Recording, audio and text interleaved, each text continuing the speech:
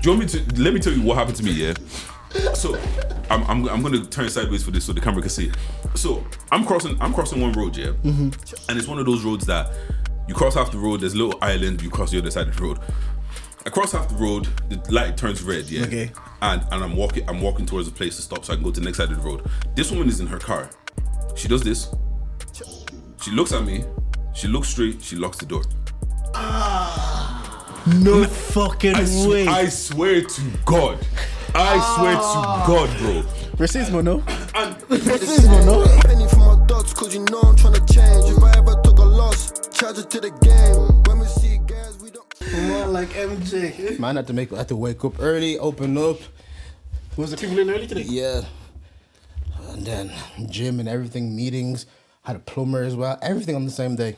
You want to jump on a pod? Huh? Yo, you have to start. Oh, bro. They said we can start. How's it going? Hold on. We can start, yeah? Yeah, we did it. Okay, right. So nothing happened this week. No, I'm joking. I think first of all, okay, good. First of all, God is good. All the time. All God, the time? all the time. All the time. Second thing, I love black women. Just put disclaimers out there. Just put it out there. Is there any pictures of that there right now that it could be incriminating in the future references when this podcast drops? I don't want them to go on the timeline or anywhere and saying like, this is the guy claiming to love black women. Here he is with a snow bunny. No. The question I need to ask here: do you man have pictures when you're in the club and there's like white makeup all over your face? Actually, not anymore. I deleted my Facebook. It exists somewhere. It's gone. Yes, I've had it. Yes. But you about bringing a fella? Yeah. It was a Loretto graduation or something, and Loretto was an all-girls school, so they did their graduation in the nightclub about breaking because everybody was 18. So were you going to an all-boys school? No, mix. Oh, okay. I was in a mixed school, but then Loretto was the all-girls school, so we got like 2 graduations. Because whenever it was the Loretto graduation, well, you know there's going to be all-girls go now. Why would you not? Why would you not be? Yeah, so but your demographic, Deji especially, there weren't really many of them. So I don't know if what you mean your demographic? The Deji says he's strictly black. Strictly. He says he's Dr. Umar's son. Exclusively. But how you get on, Ron? I'm good, man. Honorary member of Charge It to Game podcast and that. Yeah, I feel like after today I solidified most appearances. But we actually put an asterisk beside yours. Yeah, you don't. Y'all don't give me nothing. No, we give it to you with an asterisk. Because I've never been. Because you're here, I've never been invited. No, because the studio's yours. Like if you're in, if Beckley was in and Beckley was like, let me jump on, we'd be like, yeah, Grant, get a mic. Okay. So it's like not every other guests that have like appearances like Dongo and Fiona, they don't have the luxury to be like, oh, I'm just here, get a mic. They actually have to be like big time, invite them, just schedule them in. But you were in the group chat 10 minutes before, you're like, oh, the conversation's gonna slap today, so let me get a mic. Fair. So that's why there's an asterisk beside yours. Okay. But you definitely have the most appearances. Yeah, like so more than Fiona. Oh yeah. I think you guys have. But she's put that on record. The question is, why niggas always beef with Fiona? Do you know what? Let me beef her. Actually, when I was in Dubai, she was saying, "Is this holiday gonna finish?" 2 days in, Auntie, happy birthday. We'll come home. Happy birthday. We'll come home. Shout out though. Oh, man. Well, what's going on, man? How you been? I've been good, man. I've been good. Yeah, it's the creative life. Yeah, still figuring it out. So still figuring it out, man. I've been struggling to like edit, do a video, do stuff like that. How do movies go? What? How do movies go?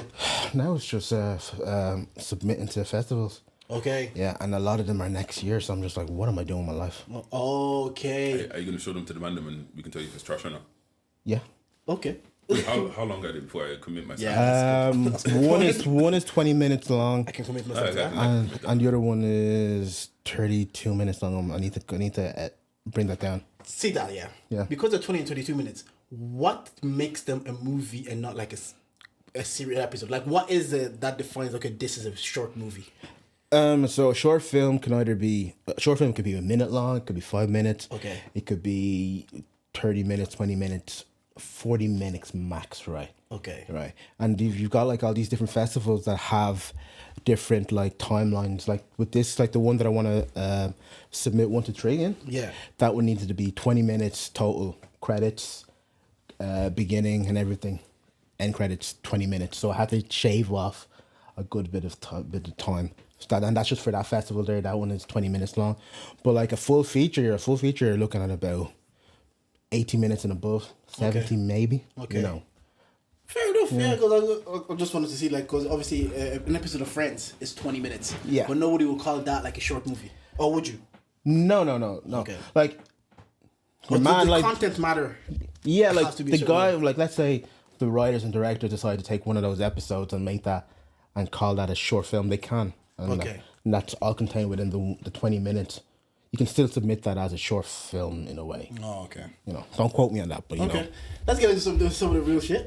Should we do the intro? Are you gonna introduce the pod? Let me introduce you, Ron. You ready? I'm ready. I didn't think it was gonna be this early. We do whatever we want to do. Anyways, here we are, Charge. Bang bang. This Bang, is bang. the podcast with the highest level of analysis the culture needs. Come on. I'm Daddy J, but you man can call me Jordan, and I'm here. Hello. You know it's your girl's favorite voice, big diddler nigga with the Midas touch. Come on, who we got here today? Yo, I'm Ron with 2 N's. Don't forget the N. Also, don't forget the. I know you guys are looking at me, man.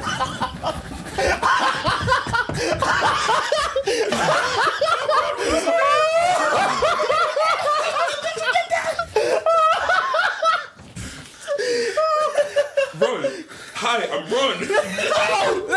I own Vision Lab. Wait. Do you feel like because we have like an intro template, Yeah. you also have to be part of the flow? I have to be in the flow. Always feel that way. But we do this not every. Do you not even hear me do it? Do you not even hear me with the ad-libs? week. I'm doing ad-libs too. You know, we already had this is 120 episodes we've been doing this. Like, we can take time off and just go, yo, it's challenging for podcast handles, coach, you need bang bang. Like, we do it. But you, do you know what? I want to hear that. Ron with 2 N's. Don't forget the ends. Don't forget the N. Okay. Right. Don't mistake my realness for hate.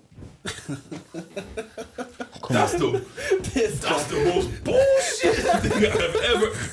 Don't mistake my realness for hate. Get the fuck out of here. The best reaction was still OPCs when you said, yeah. Just admit. But what was his MOP? Oh no, you know what it was? It's because it was like it was rhyme, and at the end it didn't rhyme. Yeah, it says I'm OPC, something about to make your life too easy. Follow me and I'll give you the keys. I was like, you happy? You had me in the first time and you let it go.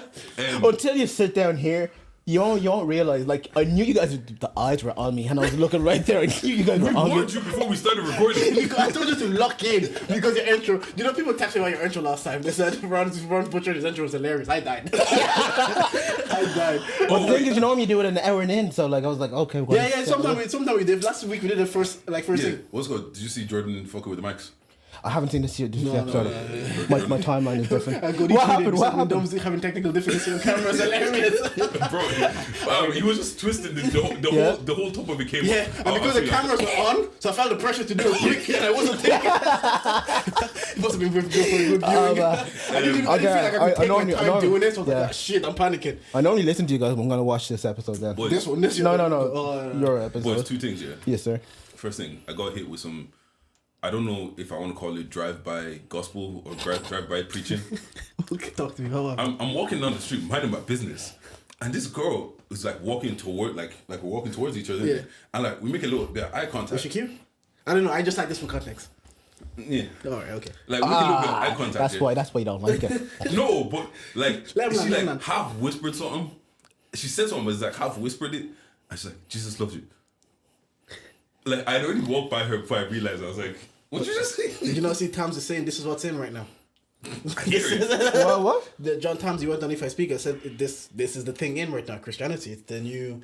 I don't want to say what he said. We're but going because all they in, cooked him. He said it's a new trend and he got cooked. Well, that's what's happening right Look, now. I just hope that everybody that's found Jesus stays with Jesus. Amen. Amen. Anyways, and second thing, my new favorite content on the internet is watching Fecky on his farm. Fecky's he's a rapper from England. On his farm. Yeah, he has a farm. Okay. So like, imagine a roadman with a farm. It's the best content, yeah. Cause like he's like he's growing like. How does he have a farm? He's niggas got money. He bought a farm. Okay. What kind Like- of farm? Like a farm. Like, is he farming like what crop? What kind of crops? He's farming cucumbers, potatoes. So not weed. No. Okay. Why would you guys go You there? said he's a road Roadman man. with a farm. Come on. Okay, he's an ex. I don't know if he still raps. Ex-rapper with a farm. Happy, is that better? Fair. Yeah. Anyways, but like he's just growing like different things. He's got chickens and all this kind of shit. And like some animal keeps coming and eating his like corn. And he's like, they came in, they mashed my corn up, blah blah blah. It's just funny. Go on Fecky's page and watch Fecky's farm content. I wonder how people get these things onto their algorithm. Like, how does Fecky with a farm come into your algorithm? It's Fecky. I have no idea who he is. Neither do I, man. It's He's like, a rapper. He's a okay, UK okay. rapper. Do you get what I'm saying? Okay. And it's one of them situations where UK rappers are gonna always come up on my feed because obviously that's my community. Speaking of community, this right here. Speaking of community, Okay. talking about protecting your community. That's like, I'm just let me go ISO for a second because I need to break it down. I saw that shit. Yeah, let me break it down. So everybody knows the Shxtsngigs podcast. James Yes, sir. from Shxtsngigs. They started potting maybe 4 or 5 years ago, but really blew up. Let's say 2-3 years ago during the pandemic. Their clips go viral because of the way they react to tweets and content on the internet. So if you don't know Shxtsngigs, go check them out. They're actually they're funny. So James Fuad. They're not blown up. They're getting bigger. They're in America. They're going to do a podcast tour. Then they go on the Poor Minds podcast. I actually like the Poor Minds. They go on the Poor Minds podcast. Shout out Lexi and Andrea. Or whatever. Andrea P. Yeah. So then they're on the podcast, similar to what happened here. They said there's no bodies in Atlanta, or they didn't see anybody's in Atlanta. The internet then ran with that to say, for them to say this, either they're gay or they don't like black women. I get it. Like, let's not be stupid because it's Atlanta, and we know that Atlanta can be predominant. I don't know if it's predominantly It's the black capital. It's Black Hollywood. It's like Black Hollywood. So for you to go to Atlanta and then say you didn't see any bodies, the conclusion that the internet came up with is, before I continue with going ISO, is body an exclusive term for black babes? I don't know. Before we get there, we need to figure out what is a body. Yeah, We're not doing that. No, but like, how could, so we need to understand the definition. yeah, of what they didn't see. Yes. But the thing is, what a baddie to me might not be baddie. Yeah. And that was the whole world going to... We'll get there. We'll get there. Okay. But to the point is, like, is it exclusively a term body that we use for black women anyways? I don't know. But because it's Atlanta, I think it's safe to presume that they could be talking about they didn't see, like, so the internet has gone with it to say these guys don't like black, they don't like black women, etc. That's how it began. At first of all, I was like, you guys are... First initial reaction when this started popping off, like, you're snatching at straws. Your niggas reaching. Yeah, you're Yeah. reaching. They didn't say they didn't. There's no bodies on that. They person said they didn't see it. So how do we get to the conclusion first that this leads to black women? The thing about the internet is, once they start cooking you, once the avalanche begins, they're gonna go to your back catalog, anything that you may have said or may have said before, and they're gonna bring it to the forefront. Go on, talk. Like, I get it. Yeah. This Like, over here. What just the snowball in the face. Yeah. These niggas have been podding weekly for years. 5 years now. How do you find that unless You had it in the just talk. podded? You clip it. Okay. the minute the internet I was thinking about this. I was saying that we're not a big podcast, yeah? No. Imagine if someone just has every moment that we've had. They're waiting. If these niggas ever blow, all you see a clip from the boyfriend experience, which is like episode 15. You see it all fucking all I will say is thank you for the views. So then, as the snowball effect happens, I thought there was a reach anyways. For them to say they didn't see anybody's, for you then to conclude that this is about black women, I thought it was a reach. You're doing too much. The avalanche, the snowball effect starts. They went on the Flagrant 2 podcast a couple of months ago. Andrew Schultz is the guy. It's called Andrew Schultz. It's Andrew Shxtsngigs and a few others. Now, I'll say this about, like, I'll preface this by saying, because you have to understand the kind of podcast that they walking into Flagrant 2. I have said I've liked podding, I do podding because of what I saw Andrew and Charlemagne doing Brilliant Idiots, maybe 2017. He wasn't a big time name then, but what's happened over the last 8 years is similar to Andrew Tate, not in the same rhetoric, but similar to Andrew Tate. We were in a PC culture where things weren't supposed to be said, or we were not supposed to make certain jokes or say certain things.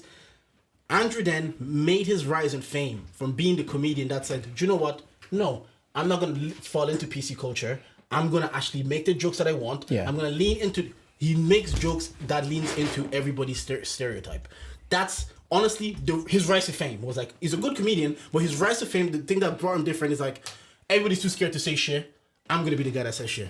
And obviously, it's evident because he sold out Madison Square Garden twice, he's touring around the world. It's evident that there's an audience for that. There's an audience that said, oh, in an era people are afraid to speak up, some guy is actually still speaking his mind.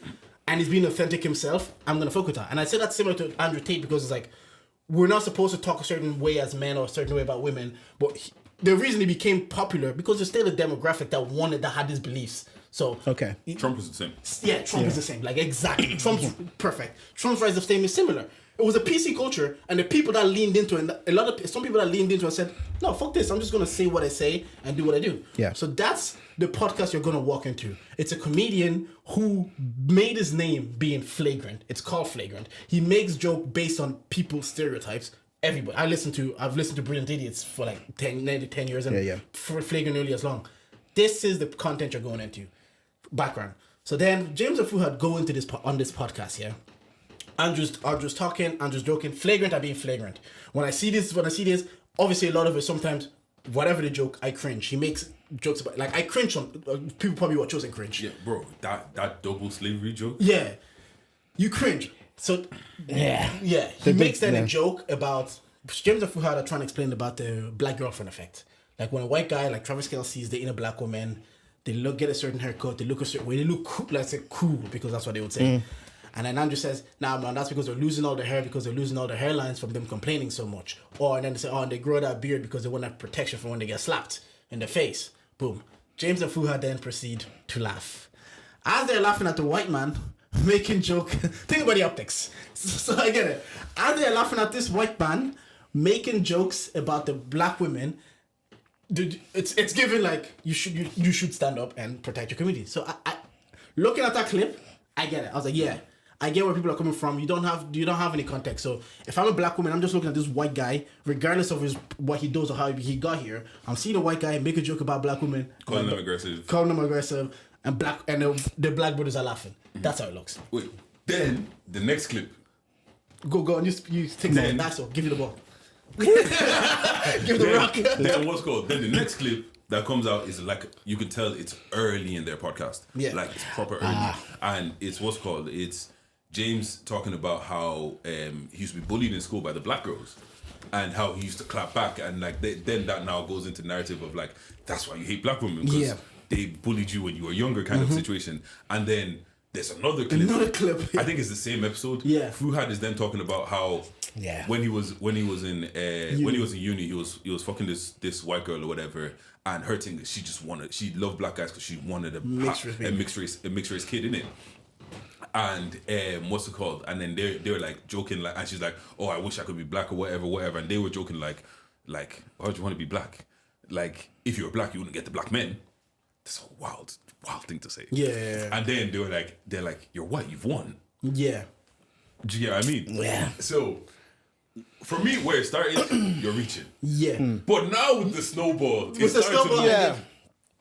Okay. It's not looking good. Yeah, it's not looking good. Then they issue an apology. This one I really want to talk about, about apologizing to the internet. That's it.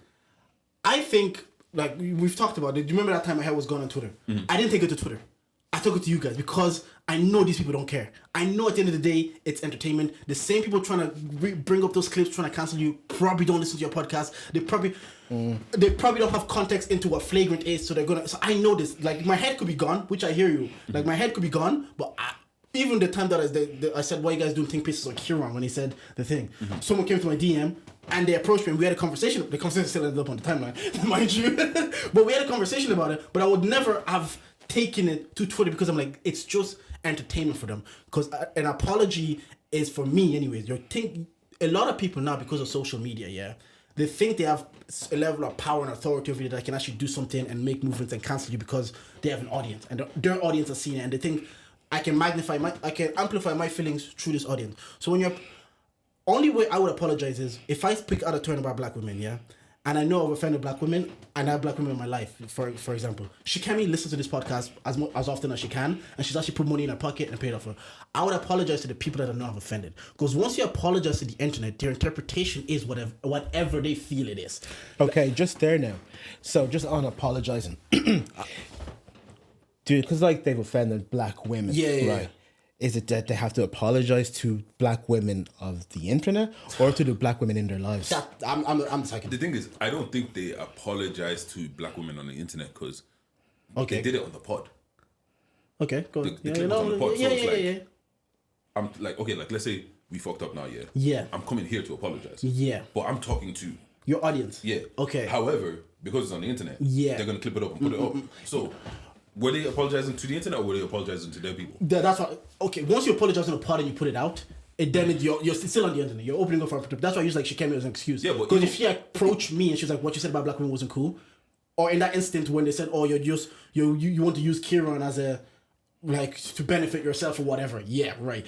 I can have that conversation with people like to Ronn's point that I know that I've offended.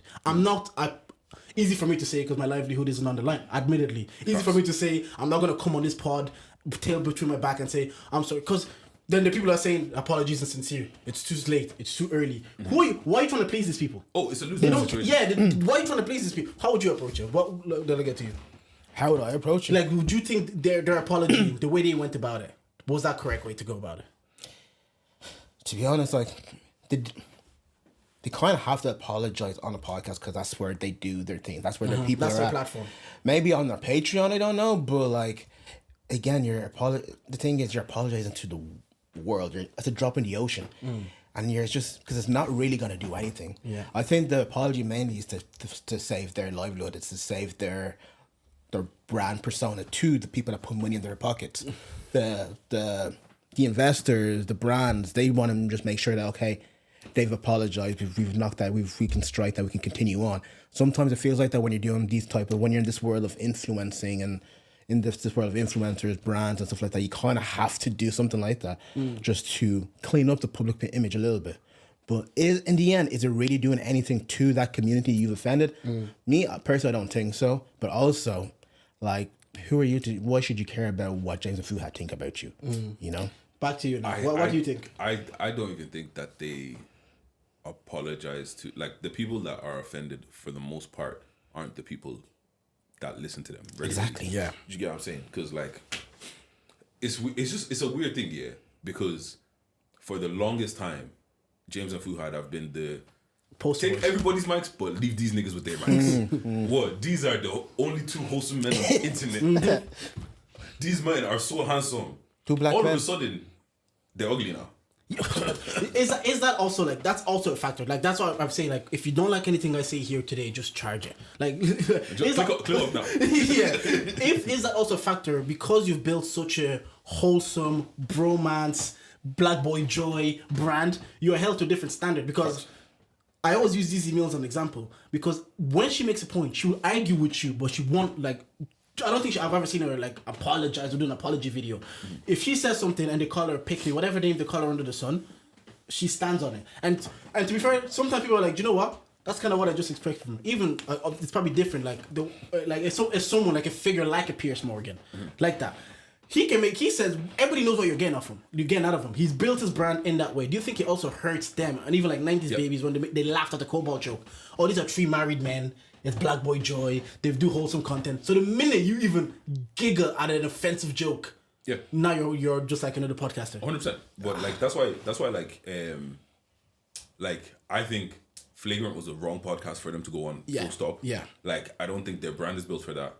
They don't really get too into anything too political, too deep. Like it's very, we're here to, like, their podcast is very much so, we're here for distraction and for you to have fun. We're here to chat about shit and just have a good time. Do you get what I'm saying? Yeah. They don't, like, the things they say aren't really like offensive to anybody. Like a lot of the times it's like jokes about maybe calling someone clapped or saying someone is ugly. Like, do you get what I'm saying? Like even that they don't really do, to be fair. Do you get what I'm saying? So it's kind of like to now go on a podcast like that. Yeah. And like it just goes back to, like, I've seen 50 Cent talk so many times of like, I'm a rapper.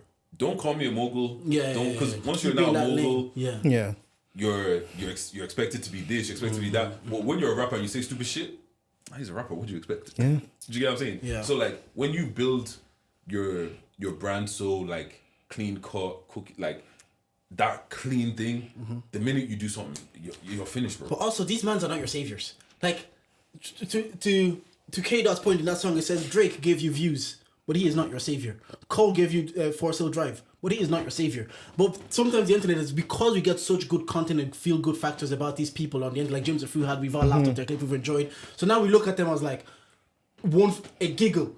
It's like, oh man, he really fucked. They're not your savior. Like they're here. They're just like me and you, for example.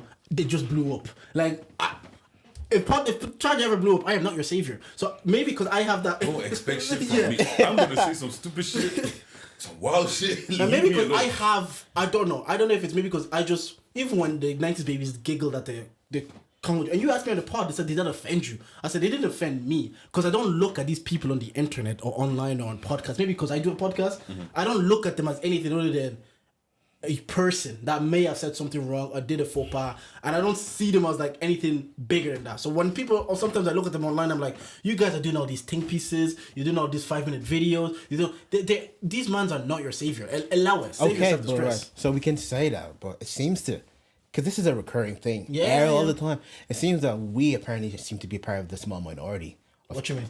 Of like thinking of like, because it's all about celebrity culture and stuff like that. Yeah. Today it's James Fuhad. Yeah, Dami Hope when he did Snow Bunny, he is not your savior. India and Dami did a Gymshark collab when it was in Jamaica and Nigeria. They said, "Oh, this is not how culture works. You just say you're doing it for the money," even if they are. Like, why is it like, go back to your point? Yeah. Because But I think we need to kind of relook at ourselves and what we see in people, because I think when it comes to celebrity culture, we see, oh, they've made a bit of success. I'm listening to their music, I'm listening to their podcasts, I'm buying their stuff. That you kind of put so much stock in them that when they falter a bit, you're like, okay, is there something that we have to kind of look internally and see why does this kind of affect me? Yeah, have any of you mans ever honestly been affected or offended through a podcast clip? Like, to do a thing. That's why I always say think Studio is not real, because people in real life don't talk like this. Like, you know, it's just virtue signaling. Talk on it. Like, these are like a lot of. I'm not going to generalize. Okay. But a lot of these people are the people that are posting about Cobalt on this and Save Congo and blah blah, and they have the new iPhone every year. Exactly. Do you get what I'm saying? Like, how much do you really care? Yeah. Like, because the thing is, this is gonna die in a week. Not, it's probably gonna die in the next couple of days, unless more fucking clips come out. If they didn't apologize, the PDD takes over the news cycle. The apology even made it long. Like, it just gave people more to talk about. Oh, and then to make it matters even fucking worse, Flagrant 2 drop an episode clowning their apology. Bro, I have to say that was. but I, honestly, watching and listening to for as long as I have, I knew exactly that was good. Because he said it before. He said he's never going to apologize for making jokes. And the minute you start apologizing for making jokes, then these people think they've got you. Yeah. The only time I've seen someone actually get cancelled for a joke they've made on Twitter is Kevin Hart giving up the Oscars. Like, when he said he made a joke on Twitter, if his son was gay, he would take the dollhouse, and then they didn't give him the Oscars because they told him to apologize. Okay, but you didn't give him the Oscars, but I still got my everything. Yeah. Like, okay, I don't get one Oscar. I get one less. Not an Oscar, like presenting the Oscar. Presenting the Oscar. Oh. Yeah, you want to present the Oscar. And then because he made a joke on... That's probably the only time... And Andrew has made a point in his comedy to say, the minute I start apologizing for jokes, the minute that these people think they have power to control what I can and can't say. And he's curated that. So okay, when it comes to that, so like recently in the last maybe 2 to 3, 4 years, we've kind of come to see these podcasters to be kind of comedians. Yeah. Instagram comedians as well. Like people who just do skits and do funny stuff on the internet. And like we've kind of put them in the same bracket as a comedian. Whereas when you look at Andrew Schultz, he says he will never apologize for a joke he said. Yeah. I think comedians are more likely to stand on business and I hate that I say stand on business. all right. Yeah, no. Yeah. Ron said, the young people say this. We want to find a more anti way of saying it. Damn, I hate that even Yeah, but go on, sorry. But like comedians are more likely to stand on what they believe, stand on whatever they say. Yeah. Because they know this is comedy, this is what I do, and so on. So whereas with podcasters, it is still kind of like podcasts been going on for 20 years from plus. Yeah. But the way it's gone into like public media, the way it's maybe 4 or 5 years old. 5 years, then you see celebrities like Cam Newton as well. Yeah. This is Shannon Sharp. This really the emergence of like being a media thing in maybe the last 5 years. So they don't know how to compose themselves in like adversity, like or standing on what they say. Yeah. Because sometimes you kind of have like free speech, freedom of speech, freedom of media and stuff like that. You kind of have to own what you say. Yeah. You know. And that's what Andrew in the thing he said yesterday is like he's seen this enough, what James and Ford are going through, that the first time it happens to you, you start to think, oh no, my livelihood's on the line. What if people stop listening to me? What if I lose my job? I could imagine the first time you're going through a wave of cancellation, especially when you just left your job 2 years ago and you're buying your best friend a G-Wagon. I can imagine, like, it's all good. Like I'm saying it, like, it's all good to me saying, like, don't apologize to the internet because it's not going to be perceived well. But I can understand why you would. Yeah. I can understand, like, the pressure to be like, what if this all just goes away now and I'm back doing the PT, I'm back in hospitality. So I'm going to say it. But the thing about all of this is, right, that we've been on the internet long enough now, yeah. Cancel culture doesn't work. Yeah. Why does it not work? Because there's too many different groups of individuals to be able to cancel somebody. Yeah. Do you get what I'm saying? Like, the people that are probably really angry with James and Fuhad aren't people that listen or put money in their pocket. Yep. Yeah. And even if there is a group of people that are like, you know what, I didn't see that before, I don't want to fuck with you guys anymore. Even if you have over 1 million followers, even if it's 10%, okay, and you probably get another 10%. Do you get probably soon you'll grow that audience back again. And low key, and it's weird saying this, if you stand on some shit like that's crazy like that, like, I'm not saying that they hate black women, but if they did, and there were some niggas that also hate black women, maybe now I start listening to you. But that's the point I made. That's how Trump and Andrew got their popularity, because they were able to stand on, like, we can make these jokes. Oh no, we're gonna make this joke. So to Deji's point, if they were like, no, this is what we're on, they could honestly perhaps even tap into another audience and be like, oh yeah, I feel that way too. Because, for example, the thing is talking about being bullied as a light skinned guy. Who knows if there's light skinned guys out there that would be like, wait, I've gone through this. I'm gonna tap into you. I think we know one. This guy's crazy. This guy is crazy. He didn't attack black women, but I know someone made fun of him for being in the middle. Yeah. I fell for him though when he was speaking his piece, his truth. But like, you know what it is? It's just I think there's also a massive difference in, I think, American culture and UK culture, because the UK is so small that if you get cancelled, it can really affect you. Okay. Whereas America's so big that, like, if they cancel you in every state but your own, you're still a millionaire. Right, but like, let's talk about cancelling though. Who can get cancelled? How big do you have to be to get cancelled? What is cancelling? Is it cancelled by the public, or is it being blacklisted by a brand? There's difference, yeah. If you are a corporate head, yeah, I think Gary Owen said this. He says Kevin Hart can get cancelled by corporations because he is a businessman. He works with businesses and he's in business. Dave Chappelle and Andrew probably can't because their audience is the people. Like, I don't think Dave Chappelle really does movies. You don't really see him in commercial anymore. No. He does a stand-up and he gets his check from Netflix and he's out. Yeah. Like, so, and Netflix, he's made the same jokes on Netflix, 4 different specials. He's doubled down on it. Triple down. So he's made the same joke. So that's what today's point is. I think it only works for you if you are tied to corporations, because those corporations can decide we don't want to fuck with you anymore and they can take money out of your pocket. Fair enough. But now the way the internet has built, you can still curate an audience that you're tapping into, today's point, that you're still tapping into their feelings. Whatever, that feelings could be negative to you and me. That could be like, you shouldn't feel that way about women. Like I said about Andrew Tate. He tapped into an audience because a lot of men felt like they're being rejected and neglected by women. And he tapped into that audience, and one time, we're looking at this guy as a clown, but he's also the most Google guy in the world, and he's making money from the same rhetoric that everybody's looking at him as a clown. So I don't think cancellation works, because there's always going to be a group of people that can tap into their feelings. That's why I keep saying, these people are not your saviors. Yeah, they're not your saviors. But yeah, and I think that's the main point of, like, why people are like, we stopped fucking with corporations. Not that we will take your money, but like, we don't rely on you. Do you get what I'm saying? Yeah. Corporations only ever give a fuck about the bottom line. So even if you don't get cancelled, but your gimmick is over, we're moving on to the next person. Yeah. So you're gonna get dropped anyways. So and it's like, the true value comes from, like you said, the likes of Dave Chappelle, where it's like they've built their core audience so great, there's almost nothing he can do. Yeah. To get fucked with. Like, he's gonna have to come Diddy. Yeah. I was gonna say that's it. It's those actions that can, like, the R. Kelly and the Diddy's, those are the true actions that can actually get you cancelled. That's not even true though. Talk to me. There's women outside the prison singing for R. Kelly. Like, what? Yes. In Chicago. Yeah. So I'm so tapped out of R. Kelly. I've cut R. Kelly just like out of it. Yeah, but you see how like, you feel like, oh, R. Kelly's been cancelled. Yeah. But there's women out there there's people that out there that listen to R. Kelly every day. There's women out there that are outside protesting for the nigga. Like there's women out there that's outside singing for him, and that's women, and he's abused women.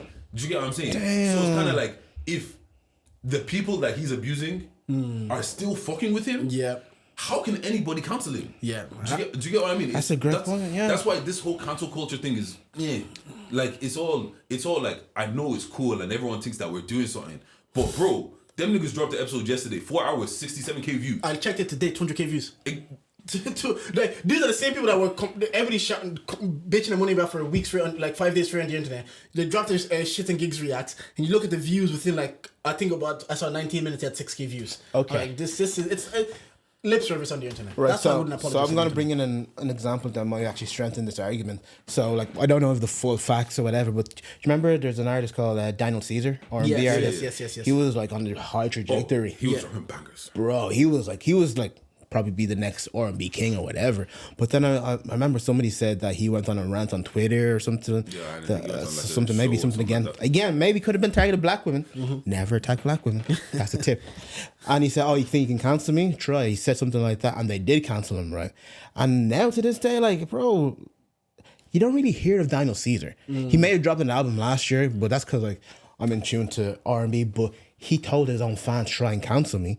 And his fans cancelled him. Okay. Yeah, your audience can cancel you. So your audience, but that's because your audience is like at the end of the day, right?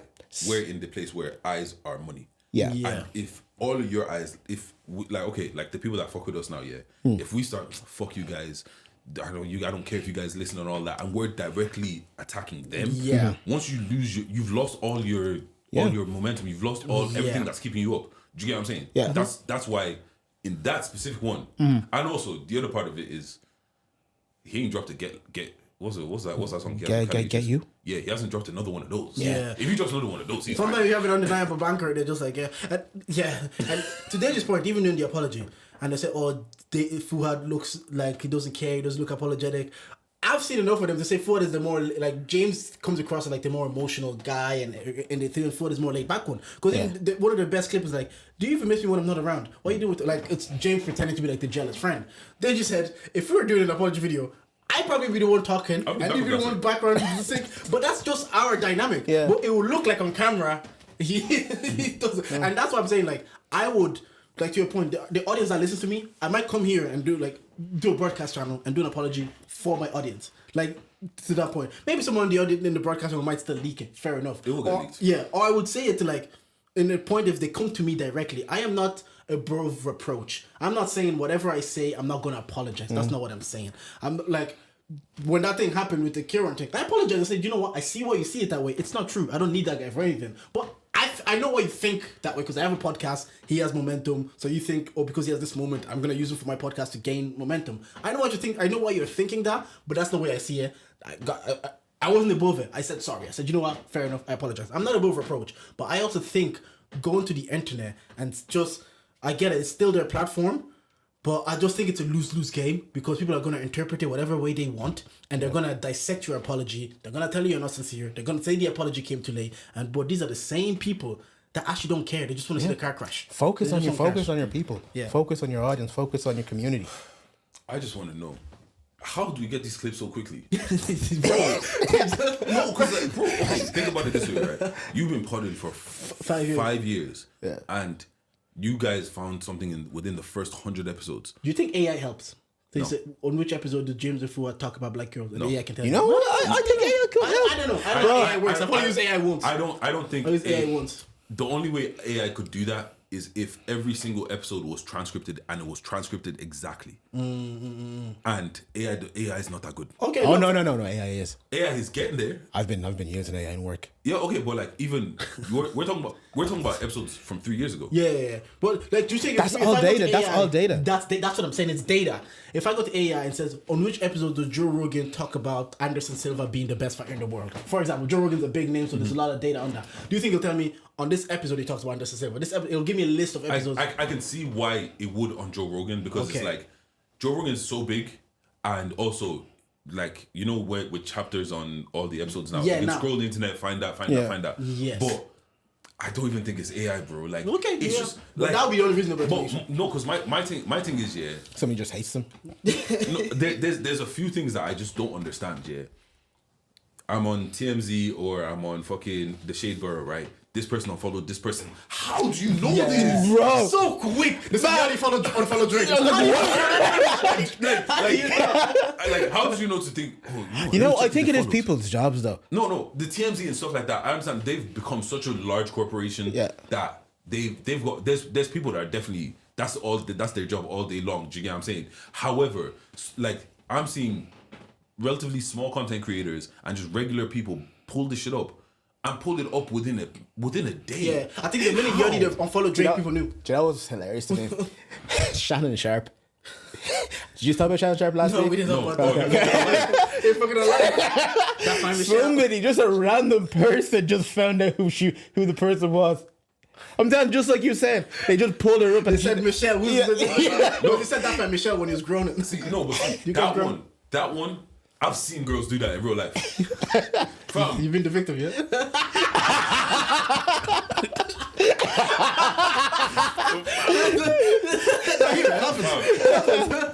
one time I heard a story, yeah. A girl saw a name pop up on a guy's phone, yeah. And it wasn't anything special. It was just like, for some reason, she just had a feeling. Next minute, pulled up the Instagram, pulled up this. From her first name.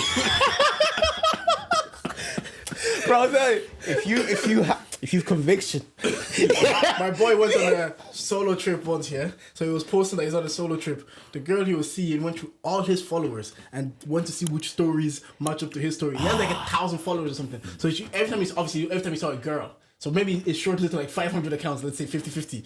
Went through every single story. She has until no he matched them shame. together. Until they shifted like, together. Oh, they have time. Those Oh, but ones. she's yeah, gonna fine. show up on that person's story. They don't care. No. A girl told me once you view the story, yeah, and you block them, it goes away that you didn't view the story. Yeah, the girl when I was working at Pfizer, she's like, oh yeah, no, you view the girl's story, then you block them. Because if you come back 24 hours, the story's gone, so you can pre stories again, and then you can block them again, so your name won't come up on the story. Wow. Hey, I told you, we give you free game. I don't even know if it works, but But see, with that I understand. Like that is being smart. If I need to find somebody and it's like, okay, I know you probably follow them, even if you have like 2,000 followers, what would it take me? 40 minutes? to go through 1,000, yeah. You get what I'm Let's saying? say 50-50. Yeah, like, and I'm just scrolling through all the people that I know it's not skipping past the white people, skipping past the men, looking for, do you get what I'm saying? Like, that's not that difficult. Like right now, yeah, our past 3 episodes have been over 2 hours long. Yeah. Okay, we were, I'm not even talking about the social constructs, 3 at the back, and then now charge out. Let's just say, just charge it. Yeah. 120 episodes right now, yeah. Let's say we average that at an hour and a half each episode. What's that? You know, I'm going to actually do the math. So an hour and a half by 120. Yeah. Okay, so What's that? 90 minutes. yeah. 90 by 100 and 120, yeah. Yeah. Oh, I found something on the calculator, yeah. You know, if you want to go back, you just have to swipe. Like, Oh. Yeah. Oh, yeah, that. Look, so that's 10,800 hours Of content. minutes of content. Yeah? Yeah. Let me divide that by 60 to get the hours. 180 hours of content. Yeah. So we post something, we're getting cancelled. Within a day, you've scrolled through 180 hours to find a 30-second clip. Deji, if we were forever in that situation, yeah, how would we do the apology? We don't speak ill of black women anyways on this podcast. I married a black woman. A lot of my critics did not. Or whatever Killer Mike says. That's the thing that baffles me is like, I know that because like I have seen some people be like, I've been waiting for the day James and Fuhad are getting cancelled. Yeah. Like, do you get what I'm saying? Because like even like, you know what? I'm not gonna lie. It's a weird place to be in because when I'm watching the podcast, sometimes like I know there's a clip where James is talking about the first time Fuhad caught him cheating or whatever, and the girl's like put his hand on her bum and was like, like I bet your girlfriend doesn't feel like this. And it's like if it was him now, he'd have pushed her like, be like, bitch, get away from me or whatever. I understand the joke, and I understand the other side of people that's like, we don't joke about violence against women because it's not funny and it can be taken serious by some other people and all that kind of shit. Like I understand both sides of those arguments, yeah. And it's just like I lost my point. Okay. I just think if somebody has a vendetta against you, somebody just doesn't mess with you. That's it. They don't care about the context. They just want something, and they will find it. That's my fucking point. Okay, he's back. You He's don't like this shit. I came with the pass there. I lost the point that I was going to. But I'm going back to everything. I brought the ball back in for you. But yeah, so like you don't like those this shit, magic yeah? Crocs things. Bro, since I bought Crocs, I haven't worn shoes. Yes, Bro. When you have them, you just don't. You wear them all What the are time. these shoes for? Back here for But like if I don't like something, I just don't look at engage. it. Yeah. I don't Yeah. engage. If I see it, I mute it, block it, whatever I need to do. Yeah, you don't like it. You actively watch it. You put things in. You have your. I'm gonna screenshot that just in case. Bro. The only thing I hate to watch is sports. Yeah, I'll hate watch Arsenal. I'll hate watch. Like I have time for it because but I enjoy football. Yeah, but Like, you know what I'm saying? Yeah. And it's like for me, is that not like a form of like self-torture? Yeah. You must have time. You get me? Literally, you must have time for it to hate. But do you think there's like because they were the Black Boy Joy, they were the wholesome thing? Do you think there's niggas out there? See, told you. Let me tell you. Do you know Anthony Joshua? Yeah, when he was coming up, pretty blah blah blah. Then he lost to Andy Ruiz. Andy Ruiz was the fat Mexican. I love that. I was there too. I don't see you. I was there too. I don't see you. You see that? You see the niggas like that. He's just an athlete, man. He's just an athlete. It's just I don't know, man. And I think it's just one of those situations where it's like at the end of the day, it's lose-lose, and like that's why like I'm not gonna lie, yeah. On Twitter, if it's good, I'm not responding. If it's bad, I'm not responding. So do with that what you will. Yeah, that's Cook like me, don't cook me. I get just to button it up. I get it. I get that they had to apologize, and maybe they will learn now that if you apologize to these people, they don't even take your. I've never seen an apology actually be received well. You have to apologize though. I know, I get it. I get what you do. I get what they did, but I get why comedians don't. Like I get what, like to your point, it's like they're coming into a new space, a new media space, and their livelihood is on the line. I get why Dave Chappelle will double and triple down, but I get why James Fuhad would be like, I don't. Also, this is another thing. How much of a responsibility is it to, because this is part of the apology, to protect your community? Like how far does your community extend? Okay. I think it's gray area ish. Yeah. You know, funnily, the person that we can ask is I think it's coming upstairs in a second. Who's come back? I think it's coming back. Oh, if my sister was nearly done, but I don't know if she's. I heard the door. But anyways, I don't know. It's great. It's gray area because I do understand the reason why it's like, oh, black women protect black men. We should protect black women too. Like I do get that. I don't know. You know. Yeah, no. I'm going to put my hands up and say I don't fucking. Yeah, because I've seen, obviously, like LeBron tries to be an activist and he's like trying to do like across the world. But First of all, Happy International Women's Day.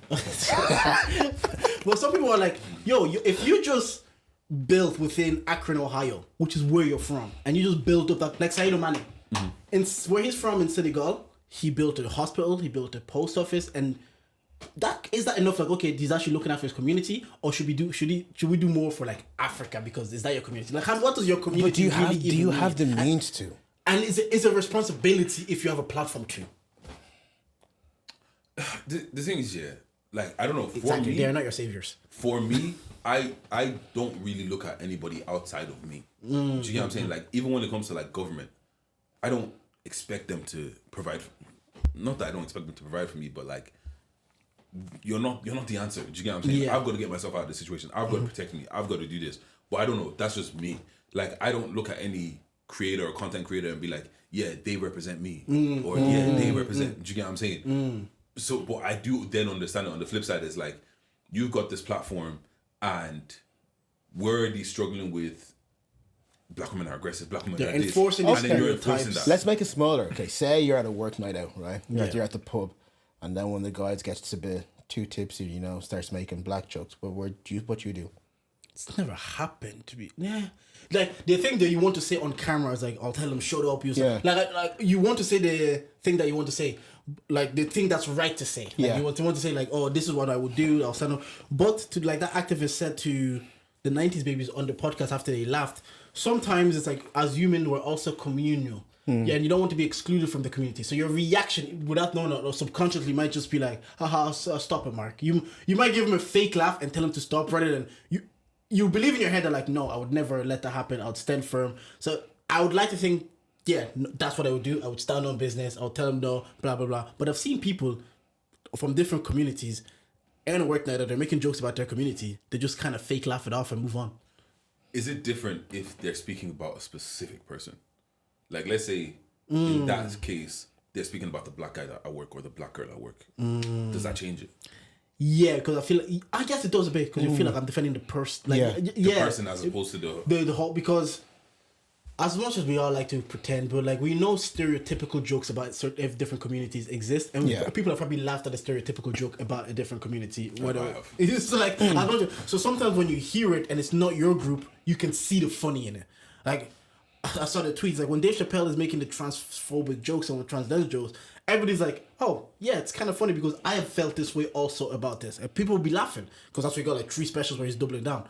But no, the minute it's your community, you're like, nah, this is kind of like offensive. So I don't know if a lot of us think we have the backbone that we have, that if you're on a work night out, there's 20 people, Ryan is making the joke about black people, 13 other people are laughing, you're the only one not laughing, you might not want to ostracize yourself from the group. Even I can see people doing the fake ha ha ha, and then just say like being uncomfortable but just joining in and leaving it at that because you don't want to ruin the vibes. Yeah, when my manager said, are you eating jerk chicken at work, I just looked at him and was like, no. Do you know what I mean? Like, you think like no, like there's nothing really happening. There's no real hardship there. What's happening is just there's a person there who's small-minded, thinks a certain way. You're like, okay, I'll just push that to the side. That's what I'm saying. You're just like, you don't really have something to lose. Are you gonna fight over a comment about jerk chicken? Do you have time today to fight over jerk chicken? No, I'm not saying that you should. I mean, you shouldn't. I hear what you're saying. But like, we all like to think that this is what we would do. We would stand up. But also, like, your point is like, this isn't worth the hassle. Like this like, for me, and I get it. I get that you want the black boys to look at this white man on his platform and stand up to him and say, I differ. And there have been people like Shane Gillis, who's another comedian, who has told Andrew like a joke is inappropriate. And I think I saw a video of Russ or something that's doing something similar. Andrew's making this is what he does. He's making another joke, and Russ actually kind of stands up to him. So I get why you're saying James and Fuller should do the same. But my thing is, I think Shane Gillis and Russ are probably used to the fame and being in these rooms with this kind of level of celebrities. So it's not new to them to kind of like be assertive. Whereas this is James and Fuhad's first rodeo. You don't want your minority in the room also, just the two of you.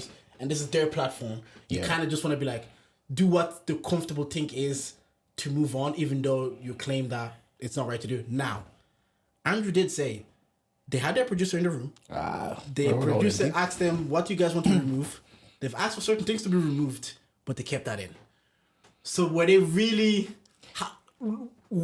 Are they only feeling bad now that this backlash is here? Or is this something that they would have been like, it was only a joke. We only laughed at the joke, let's move on. So how do you be honest, I think it's only a joke type of thing for them.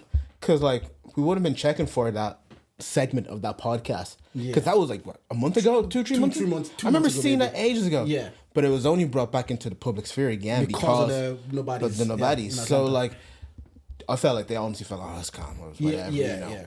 But something else, like when you're looking for something, you'll go digging and you'll find something, the boys will be alright though. Man, they're calm. They'll be fine. But all these think pieces and conversations that we do, but also, this is the thing, like, if you speak on a mic for 2-3 hours a week, you're gonna say something wrong. Like, I was having a conversation with one of my friends the other day, and she, what's called, like, we were having a conversation, and you know when mid-conversation you're like, if this conversation was recorded, I'm finished. Yeah. And it's not even that I was trying to offend people or whatever. Like, I was just having a very, very candid conversation with her about some regular shit. Do you get what I'm saying? And you know when you're using words and it's like, if what I was saying, the certain words I was using would have been like, oh, what do you mean by that? What do you mean by that? What do you mean by that? And to be fair, I kind of caught it as well because it's like, my friend is, what's the word? She's very socially aware, if that's the best way to put it. She's woke. Hashtag woke. She's woke. And like, I think because obviously we're friends and she knows that I'm not. As woke. I'm not as woke, and I don't hate anybody or whatever. Like, and I'm asking questions out of genuine curiosity, not that I'm trying to offend anybody. So it was kind of like, oh, I get that. But if that was recorded and you took that clip out of context, yeah, when I'm getting cooked, bro. I'll be there. I'll retweet it. And to be fair, even what's called, Emojis on top. I actually vividly remember there's certain, like, we've all said shit. Do you get what I'm saying? Yeah. Like, we've all said shit. We've all done shit. So, like, let's all not come on the internet and pretend like what's called, like, even some people that are like, oh yeah, we need to fight against these jokes or whatever. These are the same people that were laughing at the jokes in school. Yeah. Do you know what I'm saying? You were there. And you didn't protect people then. Do you know what annoys me the most? The niggas that be doing the pick me, the simping. The niggas that be on the internet. See, this is what we need to do as men. I get it, but do you know when a guy is doing it for like a? They're doing it like, do you know when a girl, they call a girl to pick me, whatever the version for that for men is. I know when a guy's doing it for that. I know when I see a guy doing it for that. When I see these think pieces and I put black queens. I was like, shut up. but you know what it is? It's like I think this is one of those situations. There's no winning. Yeah. Like, No. Like, do you think we give them more grace because we also, like, not grace, but we maybe understanding the normal person? Because Ron is saying, like, maybe why we not as much as into like celebrity culture as the internet seems to be, that we understand like these guys are not our savior. Is it an element of like, because we also talk on a mic an hour and a half a week, and because we know we can say the wrong thing, me especially, I be tweeting all the time. I say the wrong thing. Yeah. Bro, I think Because of that, do you also think that we're like a bit more understanding than the internet seems to be? That why is this bro, I'm telling you, 90% of people right now are like us. Yeah. They're just not vocal. Yeah. Or you're not vocal about things you don't care about. Is the other part of it? Some of these people are just doing it because they're on the internet. And last time I said aside, you're on the internet, you think you have some level of power. You think you have some level of influence because 1,000 people follow you. You think if I do a 5-minute think piece about why starting with James and Fuad are ugly. All of a sudden you've blown. Like, if the time of day to do that, do the little crop thing where... Come on. I think also, there's a thing, not always like, I can see people looking at someone and their friend talking and having fun and becoming millionaires out of, like, yeah, you bought your friend a G-Wagon. I can say you're a millionaire if you can do that. I don't care what you have. You're becoming millionaires out of it. There's an element of some people that could resent that because I'm actually doing proper work. I'm actually going in 9 to 5 and I'm looking at these guys doing what? Talking with their friends, and now they're saying got the Tree Arena. The worst part about it is he's not funnier than me. So, and you look, there's also an element about I think your point is 90% of the people probably don't care, and yeah, we do need to protect your community. I would agree with that. But if someone does not protect your community, he's not your savior. It's okay. Like, let them be who they are. You do your part. Let them do their part. If you're not fucking with it, don't fuck with it. All right. Just don't subscribe. We're moving on now. Yeah. What's called dilemmas with ditch. Okay, come on. We're going to test your morality. Yeah. Okay. I would play the whole video, but it's like 2 minutes. Okay. So, you got a best friend. You and your best friend have been locked in since you were kids. Okay. Like, you know when they say since knee high, yours is Chris. Yeah. I don't know who yours is, whatever. But, so, your best friend comes to your house one day, and his face is all swollen up. And it's like, oh, his partner beat him. Like, I'm just talking about my best friend and his partner.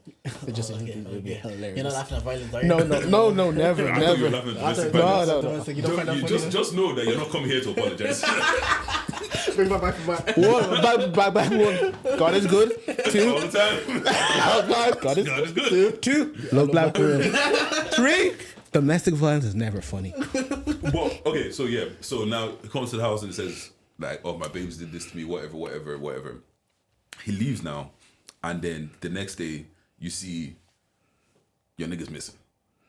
Like, he's presumed dead. Yeah? They arrest his babes because it's like they did the investigation, his babes did it. Right? A day later, you get a call. Broop, broop. It's your nigga on the phone. It's your friend, like, yo, I set that bitch up. I want her to go to jail forever. I'm here, but I'm leaving the country tomorrow and I'm never coming back. Are you snitching? Yeah. Yeah. You're not snitching. I don't know. Bro, that's some heinous. Yeah, no, that's I would. Wrong is wrong. yeah. Regardless of who does That's it. your whole. Beating them up. Yeah, but But that's, 2 wrongs don't make it right. yeah. Sometimes they do. Wait, 4 wrongs do. Because you go, no, that's right. Just go, yeah, just get this. You're back there. This guy's crazy. No. 2 right. Like, I think I've heard the dilemma. It's like if your son came to you and they told you to kill someone, are you taking them to the authority? And similarly, and that's your own son, and I would say, yeah, you probably have to. They have to. And this life has consequences to what we do, despite your intentions. Intentions could be one thing, but the results are the results. You just can't do something like that and think that you can live life scot-free. Wait, you're not going to say anything. I don't know. Also, because this is how much do I fuck with my partner, my friend's partner? But you're never gonna mess. You're never gonna see your boy again. But he's free. Your boy's not gonna be free after that. He's getting locked up. Yeah, no, but like if you don't snitch, your boy leaves in it, Okay. and then you go link him like. Incognito. Going off to But Mexico. Also, if she's beating him, yeah, go tell the authorities. Like, easier said than done, but like, Jordan, look at me now, yeah. Actually, look at me. I'm a big black nigga, yeah. And let's say I'm dating someone that's like a little like 5'5" girl, yeah. and I'm saying that she's fucking me up. I've heard this. I've actually heard of this. But I would respect you, man. You're not putting your hands on her. Let's say, yo, bro, let's go to the cops. I'll be. Yeah, no, but I get that. But what I'm saying to you is, when I get to the police, they're gonna look at her, they're gonna look at me, and they'll be like, "So she's fucking you up, really?" I probably. Charge her. I get it. I get the optics. You probably won't believe. I think it happened. There was a situation where I think it was happening where the girl was abusing the guy and he wouldn't put a hand on her. And for a long time they didn't believe the guy until he had like sequential proof. Wasn't that Johnny Depp? Oh, was it? Maybe it was. Maybe it was Johnny Depp. There's a lot of this in Hollywood. But wasn't that like a back and forth? They were kind of like abusing each other. No, I don't know, but Michael. So what's going? So no, I think no matter what, you're snitching because your friend is probably going to jail for that. But do you know if a spouse dies, the first person they look at is the husband. Yeah. So you'll be the first victim. No, So you actually might go to jail. No. He won't go. Oh, to jail. sorry. Yeah. Oh, I got it wrong. Yeah. But I don't know. It's a weird one. No, I think you have to. You have to think you can't let people. Everybody, whether we like it or not, we must face the consequences of our action. Speaking of the consequences of our action and abuse, let's talk about the guy with 10,000 baby, 1,000. The diddler. Bro. Wait. Do you know? How did we? Okay. Bro. They say, okay, I'm not calling this word of the week, okay, or phrase of the week. Okay. But like, this is like new information for me. What? Just freak off. Yeah. Oh, this is new for you. No. Just they coined the word freak off. Yeah, but freak offs have been saying for like. No, they've been saying freak offs for a minute. No. But I think when the word freak off is being used in an official manner, When the district attorney is reading the statement. Bro, I was like, these were used in the freak offs. freak off. God, but like, he's getting what's coming to him, and but the thing about it is, yeah, the amount of the ego he must have had to think that like everybody's getting grabbed. Like, even Russell Simmons went to Bali. Whenever he started getting grabbed, Apparently he was the influencer. Yeah, I believe it. Like anybody that was like within that industry in the 90s, or late 80s, or early 90s, I believe now they must have seen some shit. They must have seen some shit. Right now, there's shit going on. Let alone when the internet and phones weren't around. So for him to like, I don't even know how to have this conversation because I don't know if you know, but P Diddy they arrested him for sex trafficking and racketeering and etc. As this is happening, they're reading out the details of his parties. So as they're referred to as freak offs, they were dildo. Trigger warning. There's like dildos involved, and 1,000 bottles of baby oil was seized, lubricants everywhere. We kind of like we saw this coming. Like it was inevitable when the snowball, like we're talking about, like with R. Kelly, it was small, and then the avalanche that came. The minute like when first, I think it started with Cassie, when she first actually went and she sued him or she. Yeah, she sued him. Yeah, she had a lawsuit against him. Yeah, so she sued him. Yeah, so when Cassie first sued him, he settled before even letting the thing land. Nothing happened. It's like, oh, P Diddy's getting sued. Oh, literally, you go to the next TikTok. He settled. Fair enough. Already signaled guilty as fuck. Then when that video dropped in the hotel, I knew it was we all knew it was a matter of when, not if, because he was still pleading like innocent. The truth will come out one day. The truth will come out one day. The truth will come out. Video comes out. My guy does that bogus, stupid, silly ass apology, and then the whole apology doesn't even apologize to the victim in return. Fair enough. Then this all comes out. Now, I don't even know if there's a conversation to be had because I don't know what type of conversation we can have in regards to this, or if we can just say, "God damn it, that's a disgusting human being," and the truth will come out. Because do you think maybe this time we can have this conversation? Do you think there's certain people are involved that he is going to sing, or do you think he just tries to find a deal and cuts a deal and leaves it at that? I think the reason why he's been so confident is I got shit on all y'all niggas. If I'm going down, all y'all coming with me. Because like from all the things that have been coming out and like what's her name, Jaguar Wright, saying all of her pieces, like Jay's involved, B's involved, all these different celebrities involved, and it's like if he's got cameras everywhere and he's recording all these freak offs, it's like go tell. Do you think they Epstein him?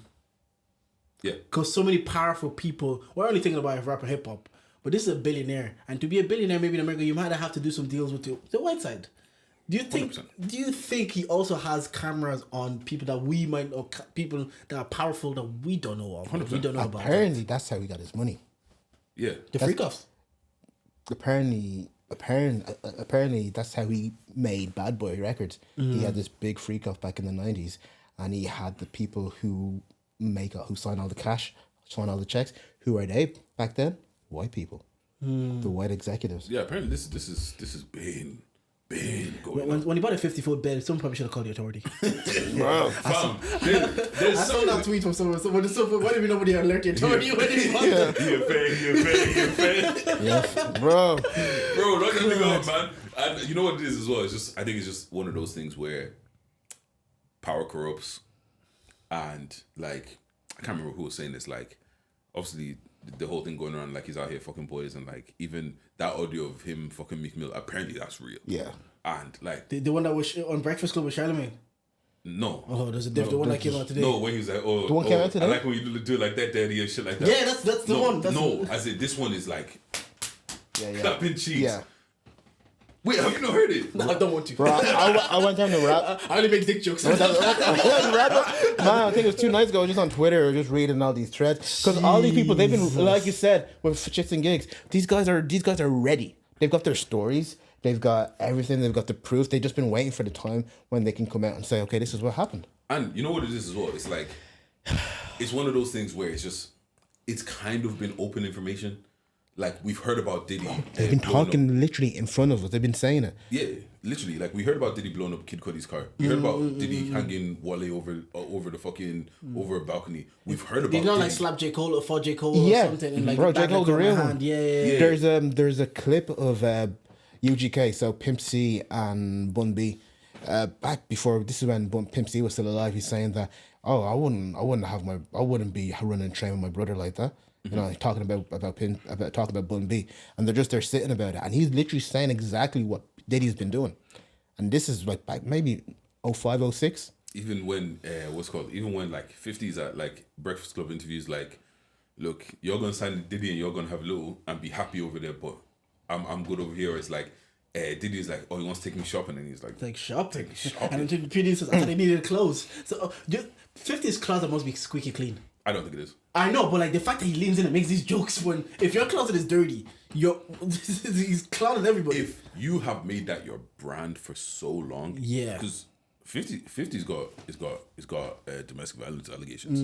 Like his closet isn't necessarily clean either. But he just kind of made his brand being the guy that jokes about you, and because even he was the first post. He says, "Here's me and Drew Barrymore. I don't have 1,000 bottles of it." Yeah.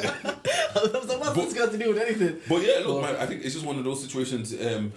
Diddy's going down. Apparently, Trey might be next. Yeah. Trey Songz. Apparently, his one is. Oh, Trey Songz is. Apparently, his one is bad as well. Trey Songz? Yeah. I know it's been like domestic violence. Is there more to that? No. Apparently, Trey is bad. Art imitates life.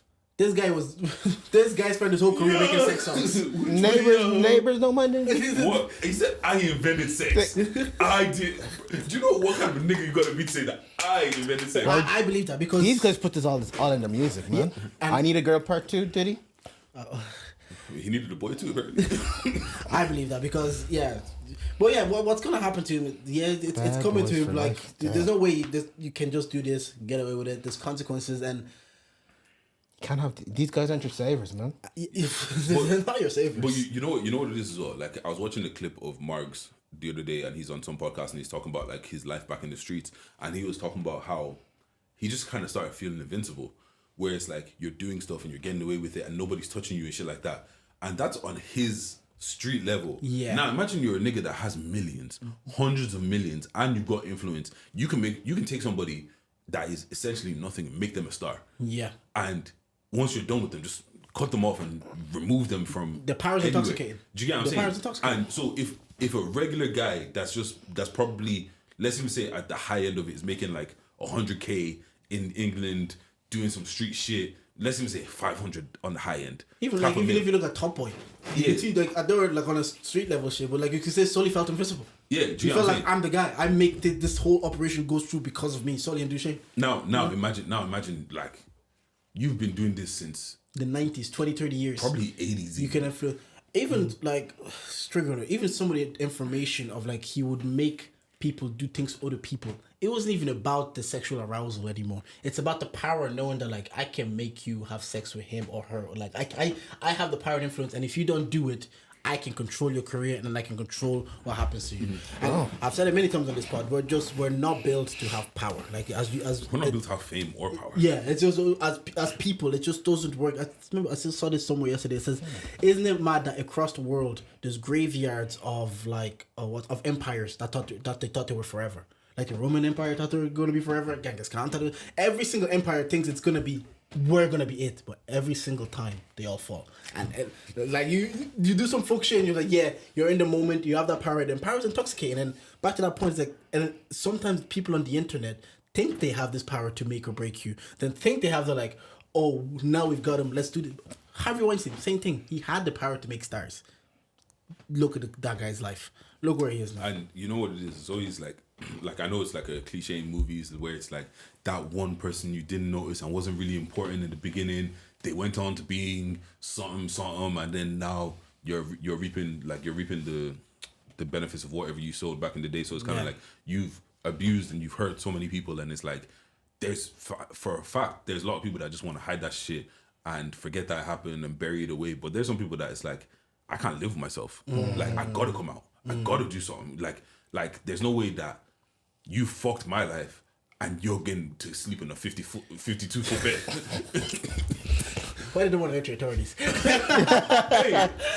yo niggas, if I see a 52 foot bed, we calling somebody. If I see someone moving like this again, I'm like, yo, anybody gonna look at that? Another thing I want to talk about is speaking of like, just off this topic again, predators and all this. There's a young footballer here that plays for Real Madrid. He's Talk about it. Brazilian. His name is Endrick. Endrick has been kind of like, Brazilian stars by the time they're 16, if they're balling, like this is a thing from football, from Neymar to Ronaldo. Yeah, but Bro, they called him like almost like the enlightened one. Yeah. They Like, call he's the him Pele chosen Regent. one. Bro, he's been the chosen one since he was 16. Yeah.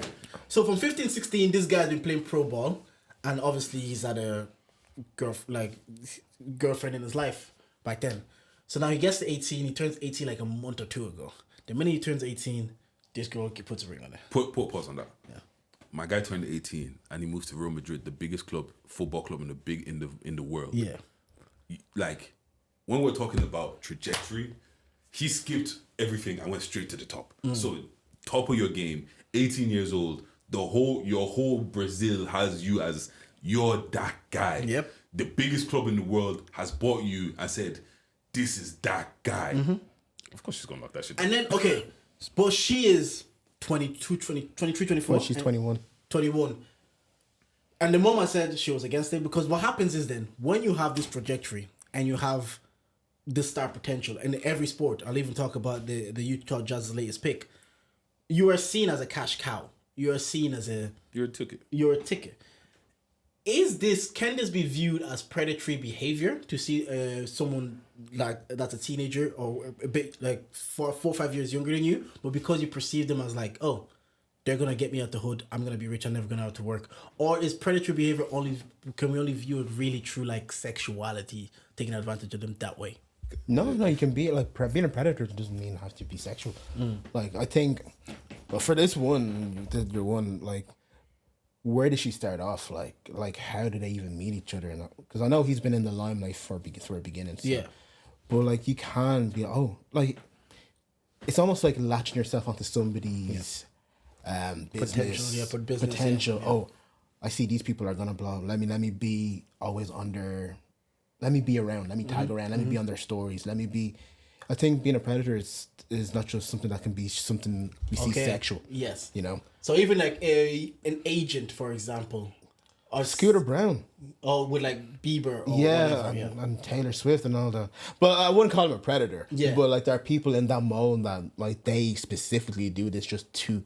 They don't care about somebody's career. They care more about the what it can potential provide for them, for their livelihood. But there's I saw on TikTok or Twitter, there was one girl, like she's like, I think she was like 25 and she was dating someone that was underage. Like she was dating a guy that was underage and she's like, yeah, like is the thing. What? But you know what it is, yeah? Like, once again, not to sound woe is me. We don't protect the young boys. And that's the Like point. that's really just it. That's the point. Because if I saw it, because even the mom, his mom like crops her out of the picture. His mom has verbally said in an interview like he's too young for this. He should take time. But being an 18-year-old, making that much money, you get your piece of good pussy. That's like Don't give me some 24-year-old pussy at 18. I might get married too. Oh, Zion Williamson. We've talked about this. And there's also in the NBA, the Utah Jazz. They drafted some guy. His name is Kyle something. Kyle Kuzma? No. Kyle Kuzma is the one that dates this girl. What's her name? She has like the spots. Oh, yeah, I know Kyle Kuzma. Yeah. Got the Oh, spots. What's her name? what's called? Winnie Harlow. Winnie Harlow. What's Yeah, I don't know. Vitaligo. Yeah. Vitiligo. Vitiligo. Yes. Yeah. Yeah. So his name is Kyle something. He only got drafted in the NBA. His girlfriend is 27, but here's the catch: she was his babysitter. What? She was babysitting him. And the thing is about sports, yeah, when you're good at sports or you're a prodigy, it's not like you become a prodigy at 17, 18 when you're about to go into the league. People know when you're like 10, 11. If you have potential to be a professional, they know, like Moyo's a coach, he tells me this all the time. They know pretty early on that, this one can make it into professional. Talk to me about this one. I So didn't hear this guy, he fell down in the draft because they didn't want this bullshit to come with it. Because what she did is she isolated him from his family. He doesn't talk to his brothers. He doesn't talk to his mom. He doesn't talk to anybody from his family except for her. He puts all the trust in her. But the messed up part is she was his babysitter, and I think at his high school graduation, if I remember correctly, she was like 27 already. Like she was like 24, 25, and she's dating him. And I'm like, in reverse it. It's like, yeah. Not that nigga up, man. There's whole YouTube shows right now about that. Yeah. And I see it happen. We said with Zion Williamson, it happened with Anthony Edwards, Endrick. I'm only gonna see it. I don't know if it's always been a thing, but I feel like it's gonna become more prevalent that when a guy is gonna be a young star, we're gonna see women attaching themselves to him, locking themselves there because what they value is provide and protect, and that comes with status and wealth in 2024. But this has always happened.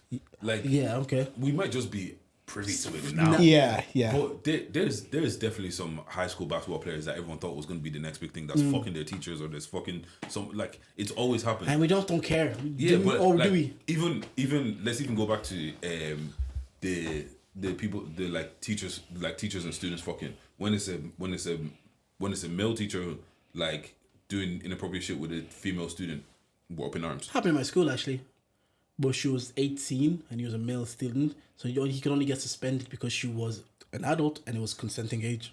So you actually can't do anything other than it's just malpractice in the workplace. There's nothing illegal about what they're doing. That case is frowned upon. Yeah. However, but then when it's a teacher fucking the young boy, it's like, why wasn't I good looking when I was young so they could do that to me? Yeah. Do you get what I'm saying? Like, Do you think it's also like us being in our adulthood that doesn't help that narrative? Like, we're not outraged enough. We see it as like, damn, you're getting teacher pussy when you're in school instead of saying like, yo, that's bad. Because Rogan does have a bit. He's saying like, if Harvey Weinstein told his daughters, do you want to be in a movie? He said, that guy's a monster, lock him up right now.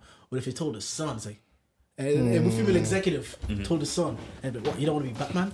Wait. Go right there and eat that pussy right now. You don't want to be Batman? you get to be in a movie and get some pussy. Do you think like we're also not protecting the young because we will see that the guy was fucking, not us directly, but man, we'll see a guy was fucking his teacher. The guy was 15, the teacher was 28, but we'll kind of see it as like, yeah, that's you were the man. But if it was reversed, we're kind of like, that's not us. I think it's just because like once again, like even look throughout the years and growing and everything is like sex is something that's done to women. Do you get what I'm saying? So it's like women are always on like the losing end. It's almost like women weren't like how it's even was made to seem is like women aren't even supposed to enjoy sex. So it's kind of like you're doing this for something you're not even enjoying as well, and it's being done to you. Yeah. Whereas as a guy, it's like, oh, like you probably had the time of your life. Like sex isn't something they get all the time. Yeah. You have to go get it. Blah blah blah. Whereas like for them, it's like, oh, they're giving it up. Blah. Do you get what I'm saying? Like it's just all that like I don't know what the word is. I don't want to use misogyny because I don't think it is misogyny. Patriarchy. Like, patriarchy. That's the word. Where are we going? Are we saying we kind of enabled this behavior? A little bit, I'd say, especially like we obviously can always change, but I think the way that Didge is right, because the way men viewed sex, or sex was viewed in general, as if like someone said it to me, it's like men get sex, women give sex. Like or deal with like so because sex was viewed that way, for you as a man to get sex from an older woman, we're like, wow, you actually like, yeah, you must be the man because it doesn't just happen. But like for you as a man, then as a 30-year-old man to get sex from a 15-year-old or a 16-year-old, it must have been like. You have to trick them. You have to do something underhanded. Yeah, you have to take advantage of that situation because you should be able to get sex from a woman that that age. But if you're young and you can get sex from an older woman, it's kind of like, yo, that's a cool guy. Like, how did you pull that off? Yeah, but like, I don't want to like just switch the point of view from the man's point of view. But like, let's say we look at the woman now. Like, let's say the guy, the girl that's dating your man in the NBA. She's like isolated him from his family. Yeah. Like, that's a dangerous move. Do you know, like that's a powerful move? That's manipulation. Yeah, that's full on manipulation. Yeah. And also like, and it wasn't even like a big story. Like you had to be someone like me who follows like the NBA and the NBA draft to kind of know the weeds of it. Whereas I feel like sometimes if in an industry, if this happens, maybe not, but like I feel like you kind of have to know about it. And even when I read about it, it's like, yo, that's fucked up. It's kind of like, all right, that's it. You probably didn't even tell your wife about it. Yeah, but look at it. But look at Endrick. We all knew Endrick was in this relationship for time. Yeah. I was scrolling through, I think, and I saw 18-year-old Endrick gets married. I didn't even. But did you not know that he had? Until now. Did you not know he had like an older girlfriend? I didn't know that. Okay. I thought he just got married to his childhood sweetheart. No. Because I was coming here to say, you're 18, earning millions of dollars. What are you marrying? At 18! In Spain! In Madrid! At Madrid! Bro! No, you're not using your potential rights. It's like whoever the sex card. Or whatever Dave says. I just think, right, like it's so hard. Like you don't even know who you are yet. You don't know what you like, you don't know what you don't like. And you're committing yourself at 18 years old and you haven't seen shit yet. Like, I'm not telling 18-year-old niggas that aren't even making shit to get married. Let alone the guy that's a star, millions and millions of euros. Because the narrative now is like his family have let, like to your point, it's like even just to enjoy life, or even to get to know yourself. Forget the women aspect of it. You're 18 years old, you don't even, obviously we're speaking in hindsight because we were 18-year-olds before. Like you don't even truly know yourself and what you enjoy doing, how you like going out. Just explore life as itself. But a lot of people are disappointed. A lot of football fans are like saying like, the people around him are failing him. Why is nobody stopping this? Why did let him get married so young? But his mom has tried. His mom has verbally in public spoken has he moved with his family into Spain? Yeah, I don't know the See, the thing is, I'm not going to lie. If that was me, and I met this girl whenever, and she's a hot model, Yeah. and I'm 18 on top of the world, and she's telling me that she loves me, and she's putting pussy in my, and she's showing me things I've never seen before, doing things to me that I've never seen before, never felt before. Marry me. Okay, but marry me now. Okay, but let's. No, he's spot on. You are, but you not think you have a little bit of cup on? How? I'm not saying that you don't marry this woman, right? But or you don't date this woman, right? But would you not like also just think about just everything, like at a macro level, like your family's not involved, you're still 18. I've got all this money. Do I have the right people around me? Okay, let me put it this way. Yeah, you could make an 18-year-old girl fall in love with you pretty easily, right? Don't say yeah. No, I'm not saying that you're going. I also caught that. No, I'm not saying that you're. Yeah, going no. That's the script up. But like, first of all, second of all, I love black women. Third of all, that protests too much. 3 times in an episode. I get what you're saying. Like a 30-year-old with wealth and like not even wealth, like just doing what the jobs we do, can see like a girl that age and be like, oh, I can make her fall in love. Yeah, because like it's like I've been here. There's things you haven't seen that I know how to manipulate you into. Do you get what I'm saying? And also, well, young boys were stupid. Like, bro, bro, I promise you, yeah.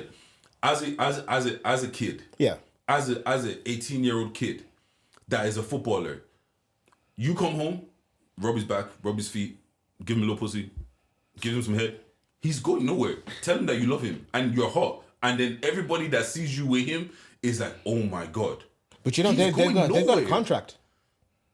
Yeah, she made him sign a contract and everything. She made him sign the contract. Yeah. And now it's like, look, she's even signing the contract. She definitely cares about me. She's manipulating the situation. But that's what I'm saying. Like, it's so like I feel like sometimes we as people we overestimate our own mental abilities or our ability to not get like influenced and shit. Like I remember one time I was watching TV and they did something on TV and then I caught myself like trying it and I'm like, bruh, am I that much of a shame? Yeah. And it goes back to the point earlier. It's like we all think that we'll be in the room with a big bad boy saying, no, stop making that joke. You don't know how easy when you're in that situation. It's easy to influence like your mind. Like, it's so easy to get manipulated, and especially when it's somebody that's older than you, that's wiser than you, and sometimes it's not even older. Sometimes it's just like you've just been through more of life. Like you've struggled, you've done all this. Like, do you know what I'm saying? Like someone that's been on the streets, and then there's one person that's been pampered. Their parents has done everything for them for like their whole life.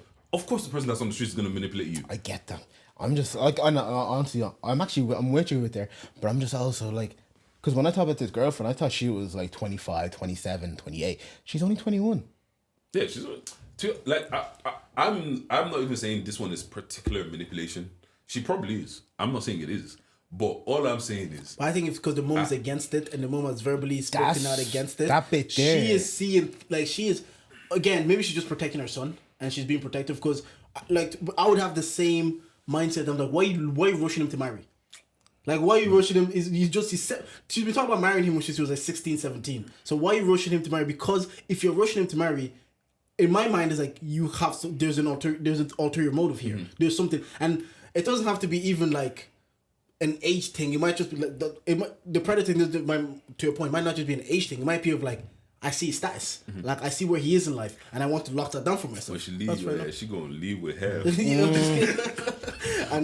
But to your point, he's 18. Who knows if one day post no clarity will hear he lives in Madrid. He might go on to work as Madrid night out. He's like, wait a minute. They win the double. Somebody's flashing him and he's losing his mind. I don't have to be one woman. You crumbled that day. Niggas will crumble. But you know what? Like in the spirit of love, I hope they have a long life together. Yeah. Look, no. You always hope for the best. Mm-hmm. For me, anyways. But you can see where it could go wrong. Yeah. You can see where it could go wrong. Look, to be fair, I just like his mom going against it. I don't think there is a mom that is gonna see their 18-year-old son getting married and be like, "That's cool." Yeah. Like you remember you even said it. Your mom was like, "Jordan, take your time. Like you don't have to rush this." You know what I'm saying? And even there was probably a point where you're like, whatever. When you're in your long ass thing, it's like, I think this might be it. Yeah. Your mom looks at you like, you should do what you say for a house. Okay. he's 18. He just recently turned 18, right? That's it. Because you can't get married until you're an adult. Yeah. So you can't get married at 17. But So until you turn 18, you got married. Yeah, until you're 18, you're still your property of your parents. In most parts of the world, your parents are your guardians. Okay, yeah, because you're your father. Yeah, So with your son, like you advise, you do stuff for him. Yeah. You know, up until the age of 18, right? Your son is under your guidance, is under your by law. Because law. by 18, technically, he is responsible for his own consequences and action. But before then, I will be held liable and responsible for certain actions. But he's been. So Real Madrid bought him when he was 16. Yeah. He knew he was going to Real Madrid since he was 16. For those 2 years now, like what's been going on there? Well, what you mean between the parents and the... And like Endrick, like the whole thing, like, because it's a bit mad. Like imagine you're Florentino Perez, right? And you're bringing over this 16-year-old, and he's also bringing over this girl. It's all a bit like a lot of drama. Yeah, like who steps in? Yeah. I feel like your parent has the ability to step in. I hear, but they don't. Yeah, when you're the provider of the family, when you become the, I think I've watched what's her name? No, she was on Disney. Oh, I can't remember her name. No, you're right. No, he's a provider in the family. Yeah, when she was saying like she did a movie, Jonas Brothers. When she became the provider, Demi Lovato. When she became the provider of the family, there's nothing the parents could do, and it turned her into a terror. Because there's no, I pay for this. This house is under mine. I pay for everything. What are you going to do? Kick me out? They said you couldn't take my phone, and sometimes she was like, when she was speaking to Joe Rogan at the time, she saw the negative in it because there's no structure. When you're making the decisions as a kid, it shouldn't be that way. But what can you do if I'm the one paying for everybody's livelihood in here? I don't even think it needs to go that deep. Yeah, bro. At 16, half of us won't listen to our parents anyways. Like, do you get what I'm saying? Like, you're right. Money and power just changes. I hear you. Even without money and power, how many of our parents said don't have a boyfriend? I saw everybody was in a relationship. Yeah, everybody was doing something. I know, but like, but we're not saying we're going off the rails. But if our parents says don't marry yet, I think a lot of us probably would have listened. That's not true. I listened. If like let's say when you were in that your long stint, you had the money, you had the resources, and you genuinely in your heart felt that like I'm in love and I'm ready to marry. Yeah. There's nothing your mom was gonna do to stop you. I need context as to why you want me not to marry her. Yeah, but if the context doesn't make sense to me, I'm not gonna. There's certain things that me personally. There's certain things if you show me this is why you should do it, I might be like, okay, I might hear it. I actually honestly I hear that. But what if you feel like her reason isn't good enough? Oh, then I'll do what I want. Exactly. Yeah. But because that's what I'm saying. At the end of the day, you're gonna do what you want. And if he in his heart feels like he's genuinely in love and he knows what he's doing, there's nothing anybody can say. Ron, let me ask. Yeah. If your parents aren't into a girl you're seeing, are you still wifing them? This era that everybody's locking up quick. You find Mrs. now, and your mom's like, I don't think this is the one for you. Well, are you listening to it? Or are you still doing what you want at this age now? At this age, there. Because at 18, I can understand, listen to your parents and say, no, like, you know what, fair. But when you get older, you get more strong-minded and you know who you are even more. So you're like, I can make my own decisions. Yeah, I think I want my girl to lock in with the family. You know, I do want them because, bro, I don't want to split up. I don't want like a split family type of thing where it's drama. If she comes to here, I go to there. And so ideally, I want everything just to be calm. Like they don't need to love her. Actually, I want them to love her. Yeah, of course. You want the most ideal situations possible in life. If you're telling me no, you don't like this girl, you need to tell me really why. Yeah, you get me. It has to make sense. It can't be on some BS stuff. It's like it just can't be like, oh, she's not from the country that I think she should be from. Yeah. It can't be. We grew up with everybody. Like we did grow up with a certain. But what about first reverse? What if you know the in-laws don't like you, but she loves you and she's willing to go against her in-laws to be with you? Are you still gonna go? Let's Bonnie and Clyde this shit, man. Could you still girlfriend? I think there was a situation. I don't know if I was watching it with Simi. It's like one person turned her wife against the sister, or the sisters don't talk because of the husband. I would feel so guilty if like my bro. I don't want to be part of that. Yeah, if it's cause of me, I don't feel so bad. I'm like, I don't want your relationship to be fractured because I would prefer that like she didn't like me. You were married, but you guys are cool. I wouldn't like that. You guys aren't talking because of me. But what if I wouldn't like it, but if you don't have a reason for not liking me, charge that shit, man. Yeah. No, yeah. If I didn't do anything and your sister just decided not to take a liking to me, fair. But in some situations, like you see how partners, the husband or the partner, whatever, the boyfriend, say you cheat, the partner forgives you. Now the sister doesn't like you, and she's telling her sister, you need to leave him because he doesn't treat you right. But your sister's like, but I know he cheated, but that's my husband. Now they have a fractured relationship, but because of your cheating. Do you not feel bad then? Or you like, well, she forgave me, so why you I didn't cheat on you. Like, why are you mad? But it's true. No, you know hard as well. It's like, if she forgave me, she's the offended party, why are you still angry? No, I hear it. Like, I would feel bad, but like at the end of the day, I want my babes. Like, I just don't want to be like your relationship with your sister to be fractured based on my actions. Yeah, no, I hear that. I'm gonna stop being nice to old white women. How do you get here? Why? Because you know what? No, speak on it. Because old white women can cancel me. I'm fine with that. Because they're not your audience. Exactly. They don't put money. What are you gonna do? So the other day, because I said this in the group chat. Yeah. The other day, it was in the morning. I was parking my car, whatever. This woman had like hopped out of the spot, given me her ticket, and I only the ticket was for like another hour. I only needed to be in there for 10 minutes. So I was like, went in, grabbed my shit, and I was like, the parking lot is full. Like, it's full, it's packed. So this woman is coming, like, she's driving towards me and I'm walking towards my car. So I'm trying to like flag her down, like, yo, I'm popping out. And even on top of that, I'm popping out. I got a free ticket for you. She, like, I'm not even there. Just blanks me. I'm like, okay.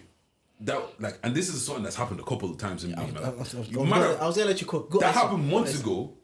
It happened again this morning. What? This fucking morning, bro.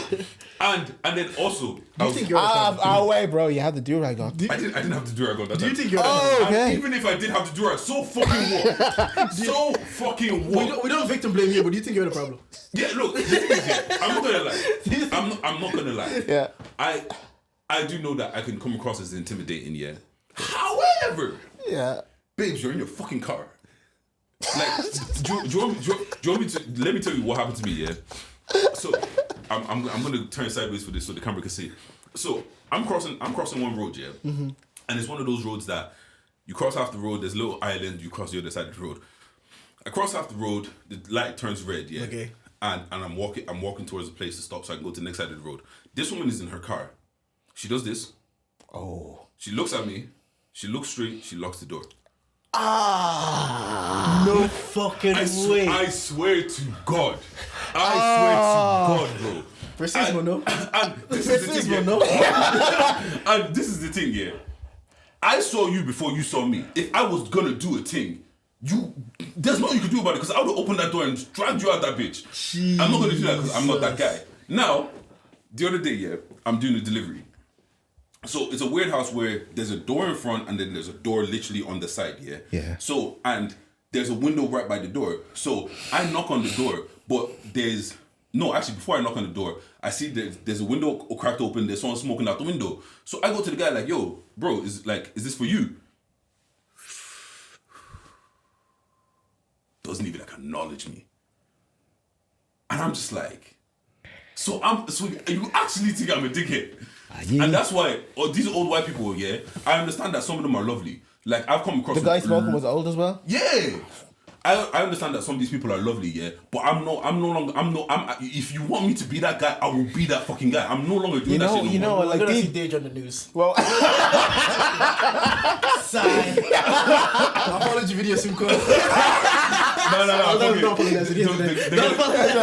get a note up. But with the old white people, like, they spend like 60, 70 years of their lives not seeing black people. So nigga, I'm here now. But you know what you need to do? Get one of them, you know, it's my birthday type of badge. God forbid I I'm a friendly black guy. God forbid I handle these people. Plus, what? You got 5 years left? You be out here soon.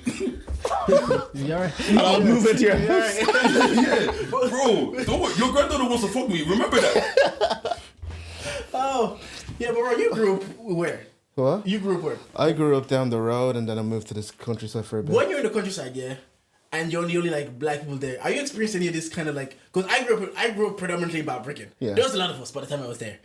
Obviously we all experienced racism, but we could group together. But when you're growing up in that area, was there a lot of black people? Oh, it's me and Wale. Oh, okay. Bro. So I grew up in Dublin up until I was like 12 and then moved to the countryside. Yeah. So I had first year as the only black kid in my year. There was no. There was Nathan, he was mixed. And then there's a South African. But you know South Africans say they're coloured. Wait, I know mixed Nathan. South African, was he? No, he's not South. Oh, okay. There's my boy Michael. So there's 3 of us. But split, you know, like there's different classes, split between classes. And then in second year, Wale joined and there was the 2 of us.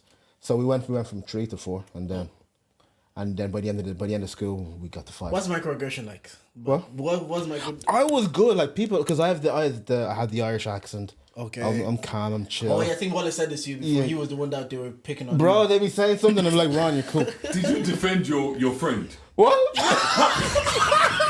easy to see on camera. Yeah, I'm stand up. It's easy to see the right thing when you're on camera right now. In hindsight, If it happened again, what I will do is yeah, we roll out. Okay. They said not you, Ron. So I was like, oh. He said you're one of the good ones. I fucking hate that. I don't want to be one of the good ones. Yeah, no, because I'm sorry wrong. If I'm one of the good ones, I'm definitely doing something wrong. Oh man. All of these niggas like the rest of them that you're fucked You up know over what I'm there. saying? But yeah, nah, man. Yeah, so old white people, I'm sorry, they fucked it for you. I'm never being nice to any of you guys again. You gotta show me niceness for me to reciprocate it now. Yeah, I hear that. But are you not? Do you lead with niceness or do you kind of like say? Do you have a rest in this face? Yeah, that's. Okay, so I have been told. I look a little bit like a thug. Yeah, like look. Durag, earring, beard. But this is the thing, yeah. Why should I have to go around fucking shining teeth to make you feel comfortable? Yeah, you gotta be you. Do you get what I'm saying? Yeah, Like, I gotta be me at all times. So, But there's also devil's advocate. There's also a thing that we're aware of that's called code switching, and because we know we're not in our land, we have to play ball sometimes. And we have to code switch according to the situation. but I do. Okay. Bro, like Okay. I'll be like, sometimes I'll be walking down the street, I'll be like, oh, how are you? Try to, oh, you alright, are you? Yeah. You alright, love? Try to what? Oh, you alright, love? Yeah, do you know what I'm saying? So like the thing is like, and sometimes you're looking at me, I'm looking at you, you alright, are you? Bro, I actually don't think you understand. Bro, sometimes I'll be walking fast down the street and women are clutching their purses, bro. Yeah. Like, at what point is it? Do I get to say fuck all of you guys? I will say though. George, do you experience the same? Not really, no. Because we don't look intimidating. Bro, they're not. Bro. I will say though. Right, so I'm the problem. If I'm walking somewhere and I see this dead 6 foot, depending what time of night, I just see him walking fast behind me. I was like, what the fuck, this nigga walk? Bro. Dude, what the fuck? I'm afraid. I'm not gonna lie. Nighttime, I understand. Yeah. And that's why, like, and also I wear my hood because it's comfortable, not because I'm trying to hide my face or look like a thug. Nighttime, bro, this is broad daylight. Bro, I've walked. You're wearing up, your hood in broad daylight? I wear my hood all the time. Yeah, bro. I wear my hood here. Bro. Yeah. But I ain't Wait. This is why. He would have laughed on This is why you're one of the good ones. He would have laughed. He would have laughed. 100%. When Andrew made that joke. Get rid of the hand. Get rid of this. When Andrew made that joke, Ronn would have even me slap. But yeah, but like, cause you know what it is, yeah. Yeah. Like, it's not because I've grown up with it my whole life. It's not something that like I'm woe is me about, or it's like I'm really like annoyed about. But like, I'm not gonna lie, bro. That interaction with that woman, well, lack of interaction with that woman, it as soon as I happened, I put it in the group chat because it fucking pissed me off. Because I'm trying to be nice to you. I'm trying to help you. Because, bro, finding parking is a bitch. Yeah. It is a bitch. And then the next guy that, because then when she drove past me and didn't even acknowledge my existence like a little bitch, the next guy came in and I was like, yo, because it was a man, yeah, I literally rocked up to his window. I was like, and he went down. I was like, oh, I'm leaving. Here's a ticket for you. He was like, thank you so much. Yeah. And he enjoyed parking. Yeah. Do you smile sometimes? Yeah. Okay. Wait. Bro, how is this my fault? I'm going to give you some tips. We actually did fully victim blame. We actually fully went, but like, well, Dage, what were you doing in this situation? Wow. Wow. I haven't seen that. Like, they're just telling us a situation. We're trying to hold conversations like, what were you wearing? Did you have your hood on? Was it nighttime? Wow. We're not shit. Bro, I'm not gonna lie, bro. Sometimes, I'm not. This has happened to me in every workplace I've been at. Yeah. Like, let's say there's someone at that desk that I need to go chat to. I will just walk up. And I'll say, yo. They get fighting. Bro. In the workplace. In the workplace, bro. Go take HR. You're part of DEI. Like the thing is, in the workplace, I just laugh it off. I was like, haha, yeah, it happens all the time, whatever. But at some point, that's trauma, bro. You're at work. Who's gonna attack you? The black guy, obviously. The 6'3" black guy. If anybody was gonna do it in the workplace, it has to be him. If it's not happening, it'll be this guy that does it. So clearly, I have to guard myself. Bro, I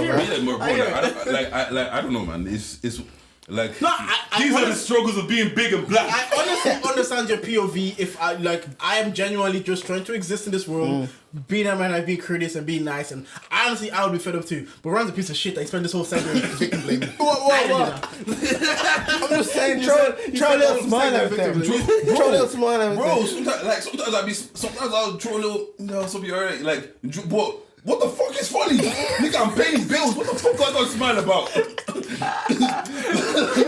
guy is so serious. They just been on serious this whole week in the group chat. This whole week they just love it. But bro, man, it's just. Somebody's here. Well, that's probably.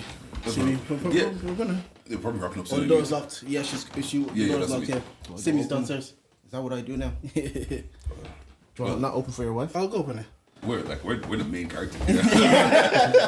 But yeah, like I don't know, man. Like I think it's gone to a place where I think I'm realizing that it's annoying being the constant threat. And you know what as well, like more time in most situations, I make myself smaller to not do that. I hear you. And I think now I'm in a place where we shouldn't be making ourselves smaller. Like, why should I be making myself smaller or whatever just because you're afraid? You don't know me. You don't know what I'm gonna do. But this, like, my thing is like, there's like, I understand. Yeah. There are certain places, like if I'm walking at night and you get scared, I fully understand that. It's late at night. Late at night. Do you do the thing where you actually cross the road before them? Bro, I will fully cross. Like if I'm walking behind a girl or whatever, yeah. Yeah. If I'm walking behind a girl, I'll cross the road, walk faster than you, get in front of you, and do. Do you get what I'm saying? But I can't believe this segment turned into Deji actually explaining why he should do like what precautions you take instead of like actually listen to your concerns.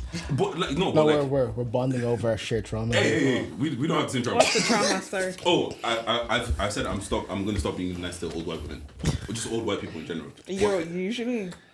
So, see, this is what happened, yeah. And this what these fuck niggas have said to me, yeah. So I was You? I don't know. You do. You nigga. Ron was asking, what were you wearing? Was it hoodie on? What did you do? Fully victim, nigga. So I was what's called you know that where the car park is the bus stop is in Navan now. Yeah, the new one. You know that car park is always fucking packed. Yeah. So it was in the morning. Fam, you're in Navan. Sorry? He's in Navan. There's not that many black people out there. Yes, there actually is. loads. Bro, but like for them, you guys are a commodity. No, there's loads. Oh, okay. So right now there's fucking loads. I thought That's why Manny has a shop there. Yeah. Oh, fair. Yeah. But yeah, anyway, so like, in that place, it's hard to find parking, especially. So I went there, it was a morning, and some woman came out, she gave me a ticket, and the ticket was like for an extra hour. Okay. I only needed like 10 minutes. Yeah. I went in, got my shit, and I was coming out. This woman is driving this way, I'm walking towards my car, I'm trying to wave her down and be like, yo. Oh, do you want to, space? I got a space. Bro, this woman didn't even acknowledge me. And it's not even like I did I was like, oh. Like, it's obvious. Yeah. Didn't even acknowledge me. And it's just like.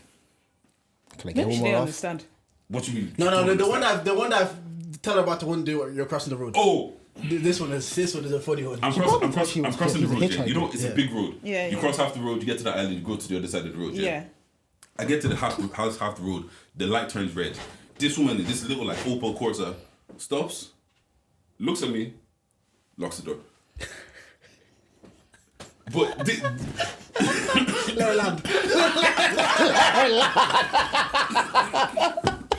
Not gonna lie though, when I see Oyinbo in a group and they're wearing trackie, I do the same thing. group is different.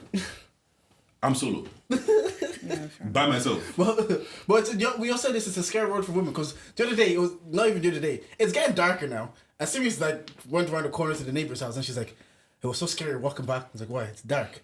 I was like, what? Because I don't think of danger just because even she says, oh, I was in the shop before I went to the car. I had to look around, make sure nobody sees me, unlock the car and get in the car quickly because they think something's gonna happen to them all the time. Bro, we're on a big public. Wait.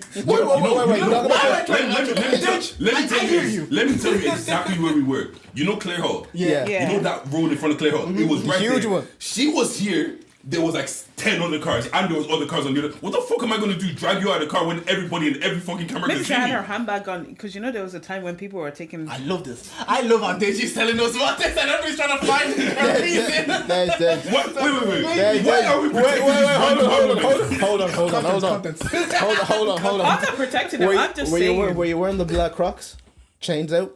No, Earring? and even if I was, nigga, I can afford your car, baby. Nigga, shit that I'm about to steal. Ron fully went to but what were you wearing? Yeah, maybe you were in tracksuit. You know what? I actually wasn't in tracksuit because I finished work that day. Okay. So it's not today.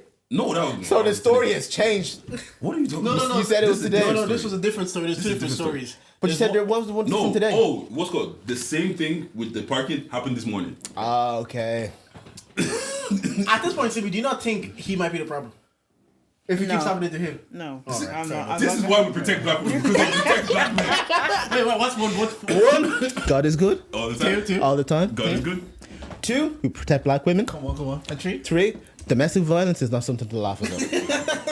Even though Ron laughed about See me, I got a question for you, yeah? Okay. before we wrap up. So, whoever your bestie is, I don't Okay, care. yeah. Since knee high, your bestie, yeah? Okay. One day she comes to the house, her eyes bruised up. She's like, oh, my partner's been beating on me, yeah? Yeah. She leaves now. You don't hear anything from her. The next day, there's a search party for her. She's presumed dead. Yeah? Okay. The partner gets arrested. He Yeah. did it. After he gets arrested, you get a phone call. Unknown number. It's your friend. Yeah. She faked her own death Yeah. to get the partner in trouble because obviously she wants to get her lick back. Okay. She's leaving the country tomorrow. Yeah. She tells you where she is Yeah. and she's leaving the country tomorrow and she's never coming back. Okay. Are you snitching? No. Wait, is this the first? What? No, it's the exact same one. They both of them are snitching. You're snitching. Yes. What do you mean? Okay, it's your friend. I see. The thing is, I also think it's different because when it's women and men. So if it was like Chris or Morris, I used Chris. you're gonna snitch. Come on. Someone's going to prison for your death. Someone's going to prison for your death. What? The woman that's abusing You you don't know is what prison. she's been doing in the house. We had this conversation. I said initially, you should have just told the police yourself. I'll tell Chris. I'll say, Chris, but did you tell police? And I said, what's gonna happen is police are gonna come and see this six something nigga look at his tiny ass girlfriend and be like, really? Even me to be said, I'm like, I mean, I can't do that. So you're not gonna snitch. You're gonna snitch. Or let her go to prison for life. She's been abusing him for years, beating him up, doing all that kind of madness. I don't want to say what I knife and want to all of say. that. It's a safe space. It's not safe. It's not safe. I'm not snitching. I have to drive home with her, Ron. So, But I would never snitch. so would you then visit your friend? Your friend, this is like that movie, Double Jeopardy. Yeah, and he deserves it because he was with her sister and they took the kid. Yeah. Double Jeopardy is like he faked his own death, then his wife went to jail for it, and then obviously then she found out he faked his own death, then she Yeah, kill him. she killed him and she can't go to prison for it again. Yeah, I've done the time. Yeah, the double, you can't go to prison. You might as well. Yeah. At that point, you might as well. That's like that question. If there was one crime you couldn't go to jail for, what crime would it be? Someone actually answered it. I was like, You couldn't go to jail for. if you could commit one crime, yeah, and that thing will never happen again to anybody in the world, what would the crime be? And I If you get do away the from crime and you No. and I get away with it. Yeah. Fraud, 100%. Then everybody would fraud and there'll be no consequences. No, No, but you said it's never more- gonna happen to anybody again. Okay. Yeah, I hit the biggest Yeah, leg, and that's- and nobody's ever gonna be my That's lick not again. what the guy in the podcast said. Yeah, no, I know what the guy in the podcast said. That's not what the guy in the podcast Yeah, fraud said. makes sense though. Yeah, fraud actually makes sense. That's a good answer. Because he gets all the money, Yeah. but then nobody else account is ever going to be affected Yeah, again. fraud cannot. But does he have to go to be honest, prison? No, you get away To with be it. honest, Get away, I'm just saying fraud because it benefits me. Yeah, but that's a smart. If you're going to commit a crime that benefits you and never happens again, Yeah, mine would the be best fraud answer. or robbing If them. we were on flagrant, Andrew Schultz was making another type of joke. I saw a comment on this, and that's what the person said. I was like, that's a bit mad.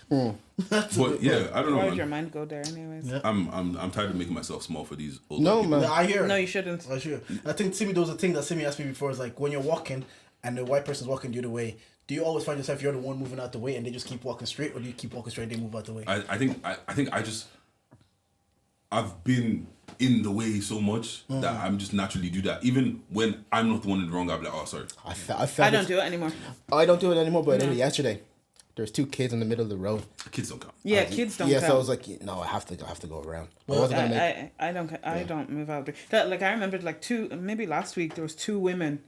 Like one of you should move behind the other one. No, they didn't. So I continued walking, and then they got here, and then they shifted. Because I was like, I'm not doing this anymore. I'm not moving out of the way anymore. We do it all the time.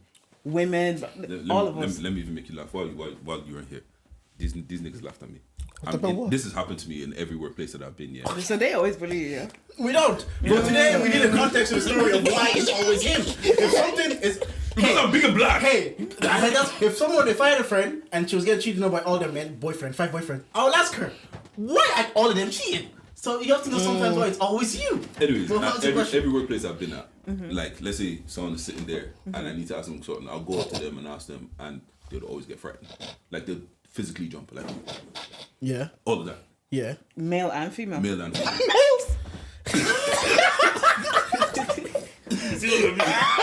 I hear it. Look, I've been working 8 years. Big black guys don't just come up to me and say, "Hey, what's up, man?" So I'm like, You trained me. I have a problem. Are they all Mundilis? Yeah, of course. Do you have to ask that? it's never been the black guy. Of course, When I walk up, because apparently now I'm sneaking, even though I'm just walking. You're sneaking. Apparently now I'm sneaking. Boy, up behind sneak people. up on them. I don't sneak up behind nobody. No, that's what they're saying. Like, okay. That, but you know what? I laugh and I'm like, yeah, whatever. Because I'm like, once again, at work, I don't give a fuck about being here. Yeah. So I'm not trying to do all of this. Buddy. But Yeah. maybe if you go out with drinks with them and, For what? socialize. You have to play the game, innit? You do. Well, you don't really want to wait. progress. You're there for a check. I'm here for a check. Do you have to go out and work the work nights out now? No. Even for the free drinks or free food? Is it worth the... Play the game, man. Is Yeah. It, but my question You have is, to. Play the game. Is the free drinks worth the 2 hours of awkwardness before we start getting to the gist? But man, if you look in the future, are they gonna be like, oh, he's sneaking on me? Yeah, they'll have your back as well at Yeah. work. It makes Yeah. work a more pleasant experience when you're cool with people at work. Yeah, Yes. no, like the thing is, it's not that I'm not cool with them. No, like I'm cool with everybody. You get cool Yeah. on a different level. Yeah. Yeah, Trust me. The thing is, They'll add an O and take out the I, be Dejo. I don't want to do that. What And happened? also, they call me Idris. Oh. Hey, why do they call me Deji? Because that's your name. Not to them, it's not. He just. Well, But yeah, I don't know, man. yeah, Sibi, you're back on the pod. Let's do quick before we wrap up. Before MJ kicks us out. let's wrap up. You're back on the pod. Life update. How has motherhood been since the last time we saw you? Easy. I saw you. This is when we saw you as the audience. He said I. No. Did He I? said I. Okay, we'll listen via your. I'm the one that listens back for the notes, so we'll see. So how has motherhood been since the last time the podcast audience has seen or heard from you? Yeah, it's been easier, I think. What's made it easier? Just the child of himself. It's just an easier. I don't know, maybe because now he does his own thing. So just watching him grow makes it easier. It's not like you have a little baby where you have to like have them on you all the time. Yeah. And do you recommend that Ron should do this in the next year or something? I'm joking. But you're also now. I would, but yeah, expensive. But you also get to the stage now. It's time to go back to work really soon. But I think by the time this episode's out, you're going back to work the week after. How's that? What's that like? How do you feel? I might go back to work because I need money. Are you ready to play the game again? See, they like me at work, so it's easy enough. She said she can't relate to you. You like me where I work. Yeah, I used to try stuff. Basically, you used to try. I used to when I first got out of college. I used to try. Okay. Bro, I was going lunch. I was doing all sorts. You have to do it. Yeah. Why'd you stop? One of the guys. Is it the one that you went to the gym with? Yeah. I wasn't sure if he liked me or not. Okay. Like, I actually don't know if you fuck with me or not. Like, because sometimes, you know when you just get feelings? Yeah. I was like, I was working here before he was. I was part of the lunch crew already. And then you can't not be cool with me. Yeah. But I don't know if you fuck with me. Okay. Was it black guy? Why do you have to ask these questions? I need a context. The audience might want to know. Jordan, if it was a black guy, I would have sussed that shit out. Yeah. Yeah, do you get, and also, to be fair, you're black, I'm black. We're friends. Yeah. We might not be the tightest of friends, but we're cool. Yeah. You know what I'm saying? Yeah. Like, but yeah, I don't know. And it's just like, after that, I just realized I actually don't care as well. Because like, we're gonna do all of this. I'm gonna leave. We're never gonna speak again. Yeah. Do you get what I'm saying? And like, even people that I thought were cool, like me and my manager, I thought we were cool. Me and him are in the back. He's texting, I'm texting. But then I go into my meeting with the other managers, and all of a sudden I'm on my phone too much. So I just don't like the pretending. Yeah. Yeah. But that's what corporate life But it is. helps you though. It does. Because I find that like even trying to transition back into work, my manager is trying her best to help me. That's only because You have a good rapport. yeah. But you know what it is? It's not that I don't try it, I just don't force it. Because at my last place, I was cool with the people I was working with. Like we bantered. Like we bantered so much they told us we were bantering too much. So it's like I just don't force it. If we're cool and we get to that place, we get there. If we're not, we don't. I'm not gonna force it. Like I'll sit here, we can have this conversation, we can chat, we can have a little bit of small talk, we can talk about all this nonsense, and then I'm gonna go back to my work and you're gonna go back to your work. I'm just not gonna pretend like we're besties. I'm not gonna pretend like I care about anything that's going on in your life. It is what it is. We're work friends. We're work colleagues. That's it. You made any friend at work and you're still No. okay. Have you? Cool with. At work? Yeah, like a work friend, and have you really worked here in this place? All your No. I've got like I'm more friends with my people from my last job. yeah. Yeah. Yeah. Do you still have any white friends? The question is, did I ever? No, I'm joking. No. No. No. None that I would consider friends. Like I'm cool with some white people, but Same here, actually. Those I think that's crazy to me. I don't think I have any. We're in a white country. to be fair, I don't think I've had white friends since I got to uni. How would you get through school? No, after school. Yeah. No, our college was very black. Yeah, when Galway was very. Bro, I'd leave class and go right back to the niggas, man. Yeah, Galway was very black. Yeah, it was very Like once you left college, outside of once you left secondary school, outside of like obviously classwork and shit like that, you don't really have to interact with that many white people. Bro, college. The first few years of college were rough, man. I'm telling you. Nights Talk to out, man, pre-drinks. Oh, man, I hate Oasis so much. Yeah, well, see, I went to DCU, so it was calm, and it was only 20 minutes from our break, so I didn't really have to engage, and there was enough like black people in there at the time. So they just like once you went to the SU, there was like a black corner, and you just kind of I think naturally you just You go where you're appreciated. you man. go There there. was 5 black people. Again, I keep saying 5. I'm telling you, I'm not exaggerating. Where There did was you go? Minute. but this is before everybody joined Oh, the this news. is for the boom. Yeah, because I remember actually going to open day menus. I really Bro, did there see was black people nobody, there. man. That place is dead. I Bro, hate the only it. black people there, they were like mature students. Yeah, I think actually either mine or Afro Caribbean society, they're playing bongos. Who's in there? White people. those the allies.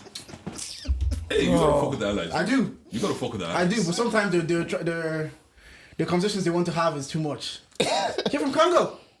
I went to Zambia.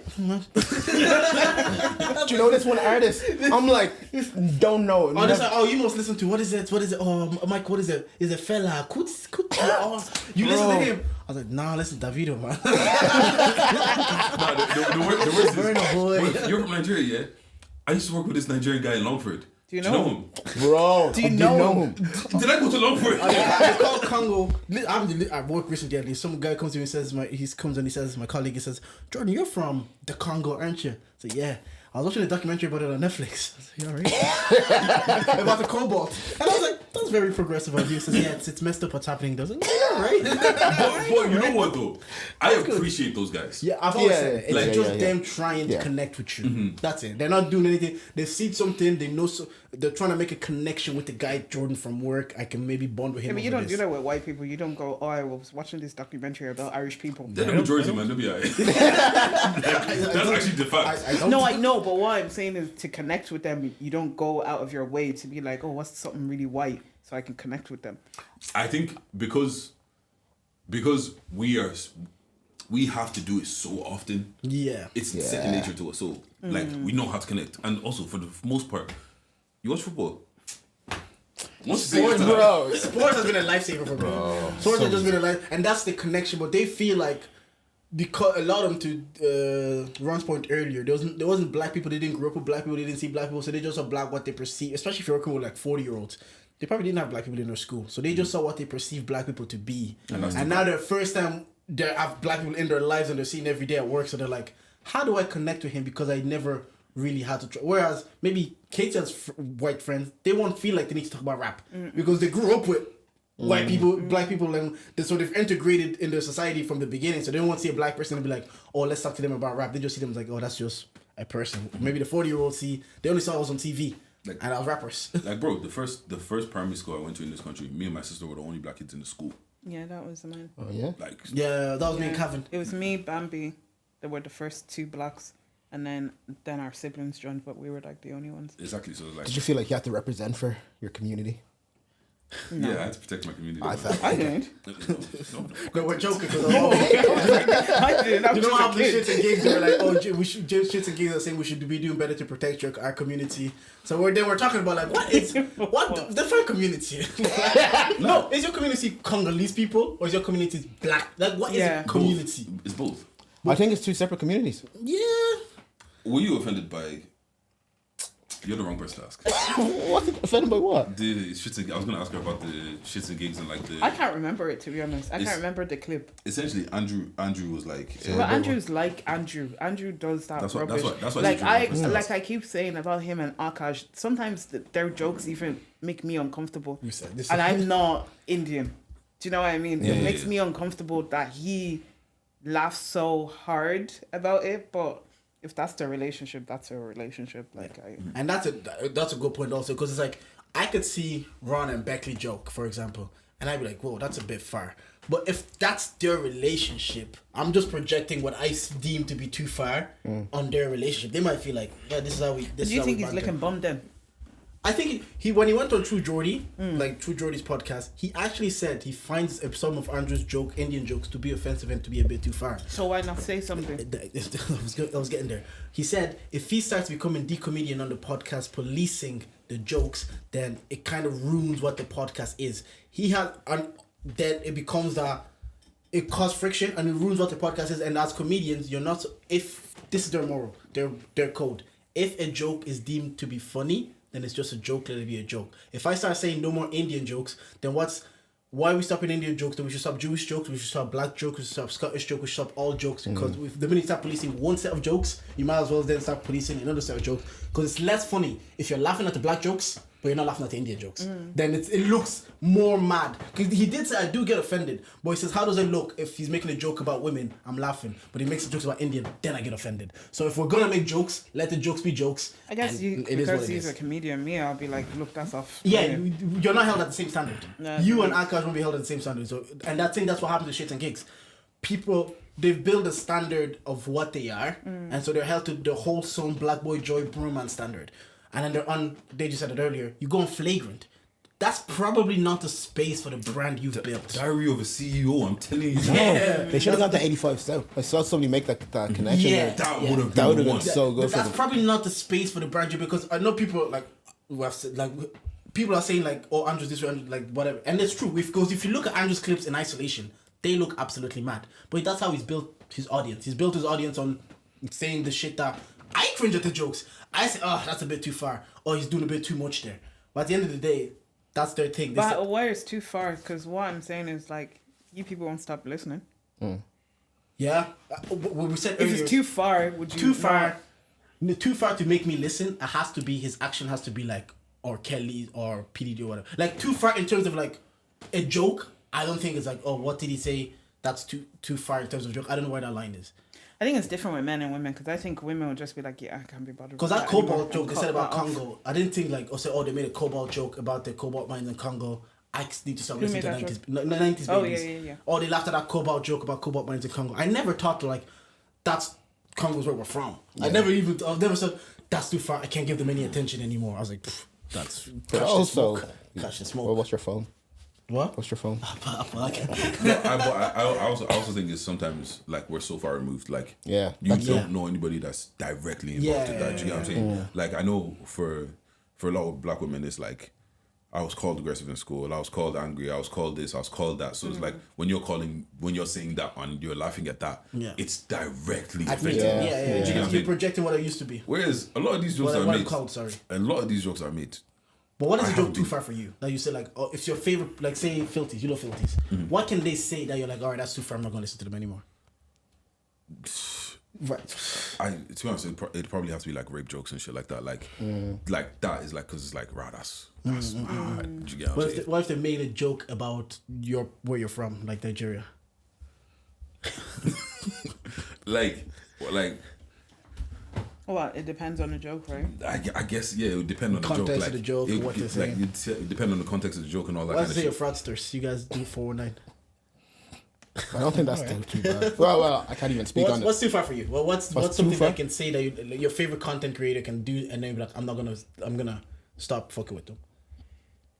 Something about the genocide, or like the way they. I think I saw somebody make a joke about it. It was on Twitter.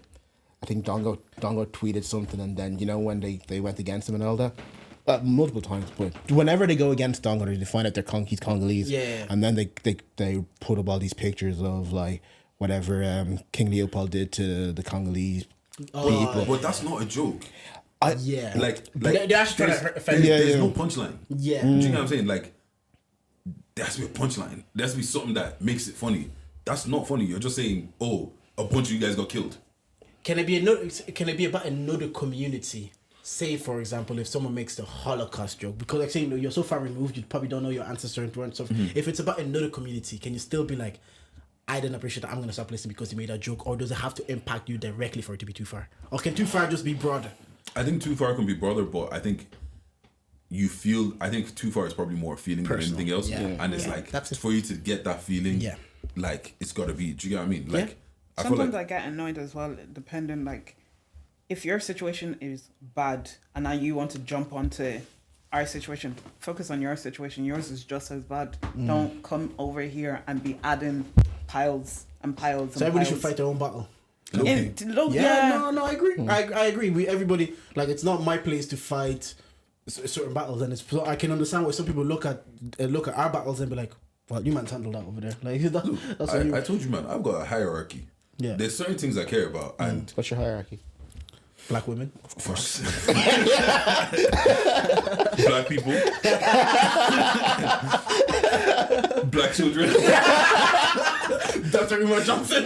He protects black people. then probably If you had one space on a raft boat, like on a lifeboat, there's two children. There's only space for one.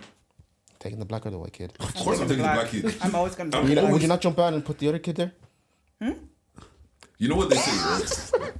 I've actually got the perfect way to answer this. Okay. You know when you're on the airplane, Yeah. and they're saying if you're with child, make sure Go you do first, your yeah. thing first before you do. Come on. Yeah. Because if I put those two kids on it, they're not surviving. at least one of them has a better chance to survive while I'm there. Yeah. So Yeah. and if it's up to me, it's gonna be that black kid. And you do have unconscious bias, and because people like they will probably have the same thing because people that look like you and you can see yourself in them, you'll protect them more, and that's why even in childcare they don't want parents of the children minding that their child is there because they're gonna have a bias to protect their kid and maybe not have an outlook for the other kids. So it's not even a bad thing to say black children because the reverse they probably do the same.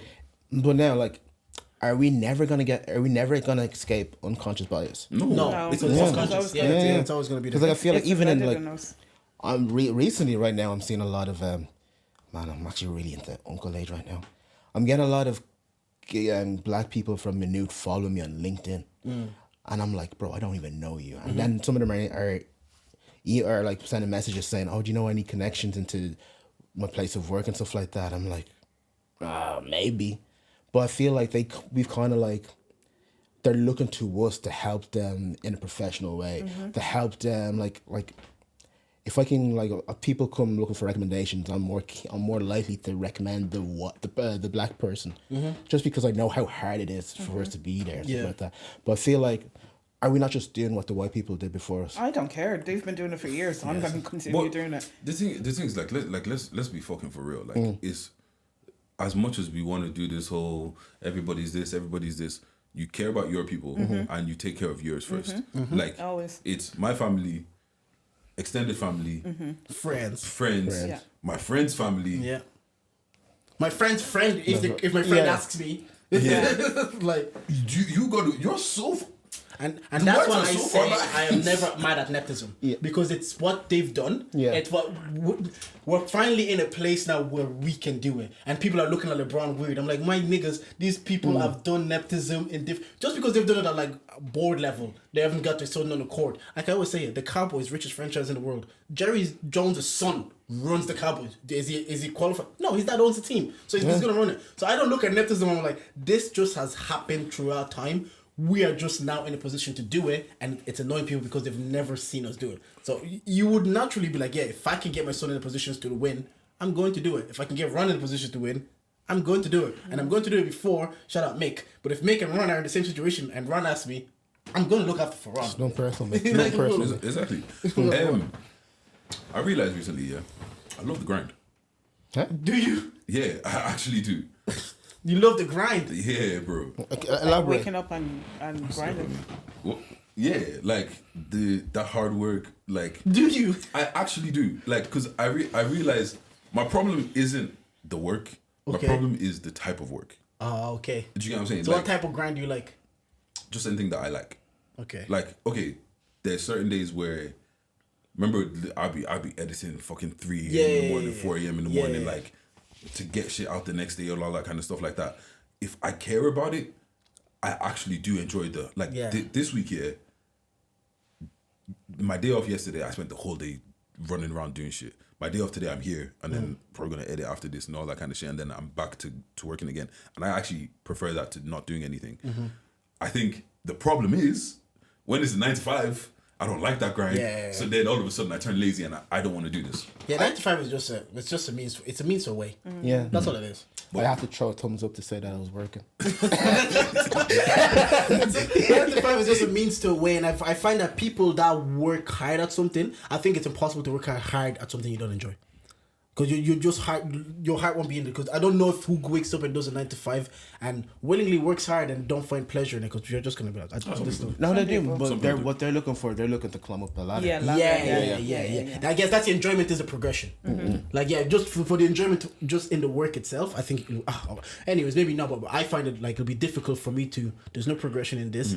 I don't even love this, but I want to work hard at it. I'll find that difficult to do. I asked, do you guys feel like you love hard hard work or just the grind of anything? I'm not opposed to hard work. I'm the same as you. When I liked sports, I could do it all the time. No, because I thought it was gonna this is the thing I love. I'm gonna put time into it. But since then, I don't find anything that I can put the grind into. But I know if I find that thing, even the pod like a year ago when we were kind of like building momentum, grinding, doing this, I didn't mind it. I was like, oh shit. Yeah, I told this nigga post twice a day. He's like, yeah, Post 3 times a day. Yeah. niggas on holiday posting. I'm like, like, bro, he was By Dubai. I saw you were in Mexico or Yeah. somewhere. And I'm like, Jordan's probably not gonna post. It's calm. I swipe up Instagram. Jordan's posted. He's even posted it on his story, posted it on TikTok. I'm like, bro, this guy really is grinding. So I don't mind it if it's something I'm passionate about. But just to, if you ask me, do I enjoy waking up, going to the office, grinding the thing is, if I enjoyed my job, I wouldn't mind that. Yeah. Like, because when I say I enjoyed the grind, like, it's not only the pretty part. Okay. Like, it's weird, but like going out all day, coming home, like I've been shattered this week, but I've low-key been like, it's good. Yeah. It's good. Feel effective. But women want tough life. Anyways. Yeah, I just want soft life. Hey, and you know what? You deserve it. Jordan, why did you not provide soft life? So I swear, as a man. as a man. Right. Gotta beat this traffic and gotta get the We say this every week and we never beat gotta get the trim. So guys, remember, if you don't like anything that we say on this pod, you can charge it. Charge it. Bang, bang. Thank you for listening. Yeah.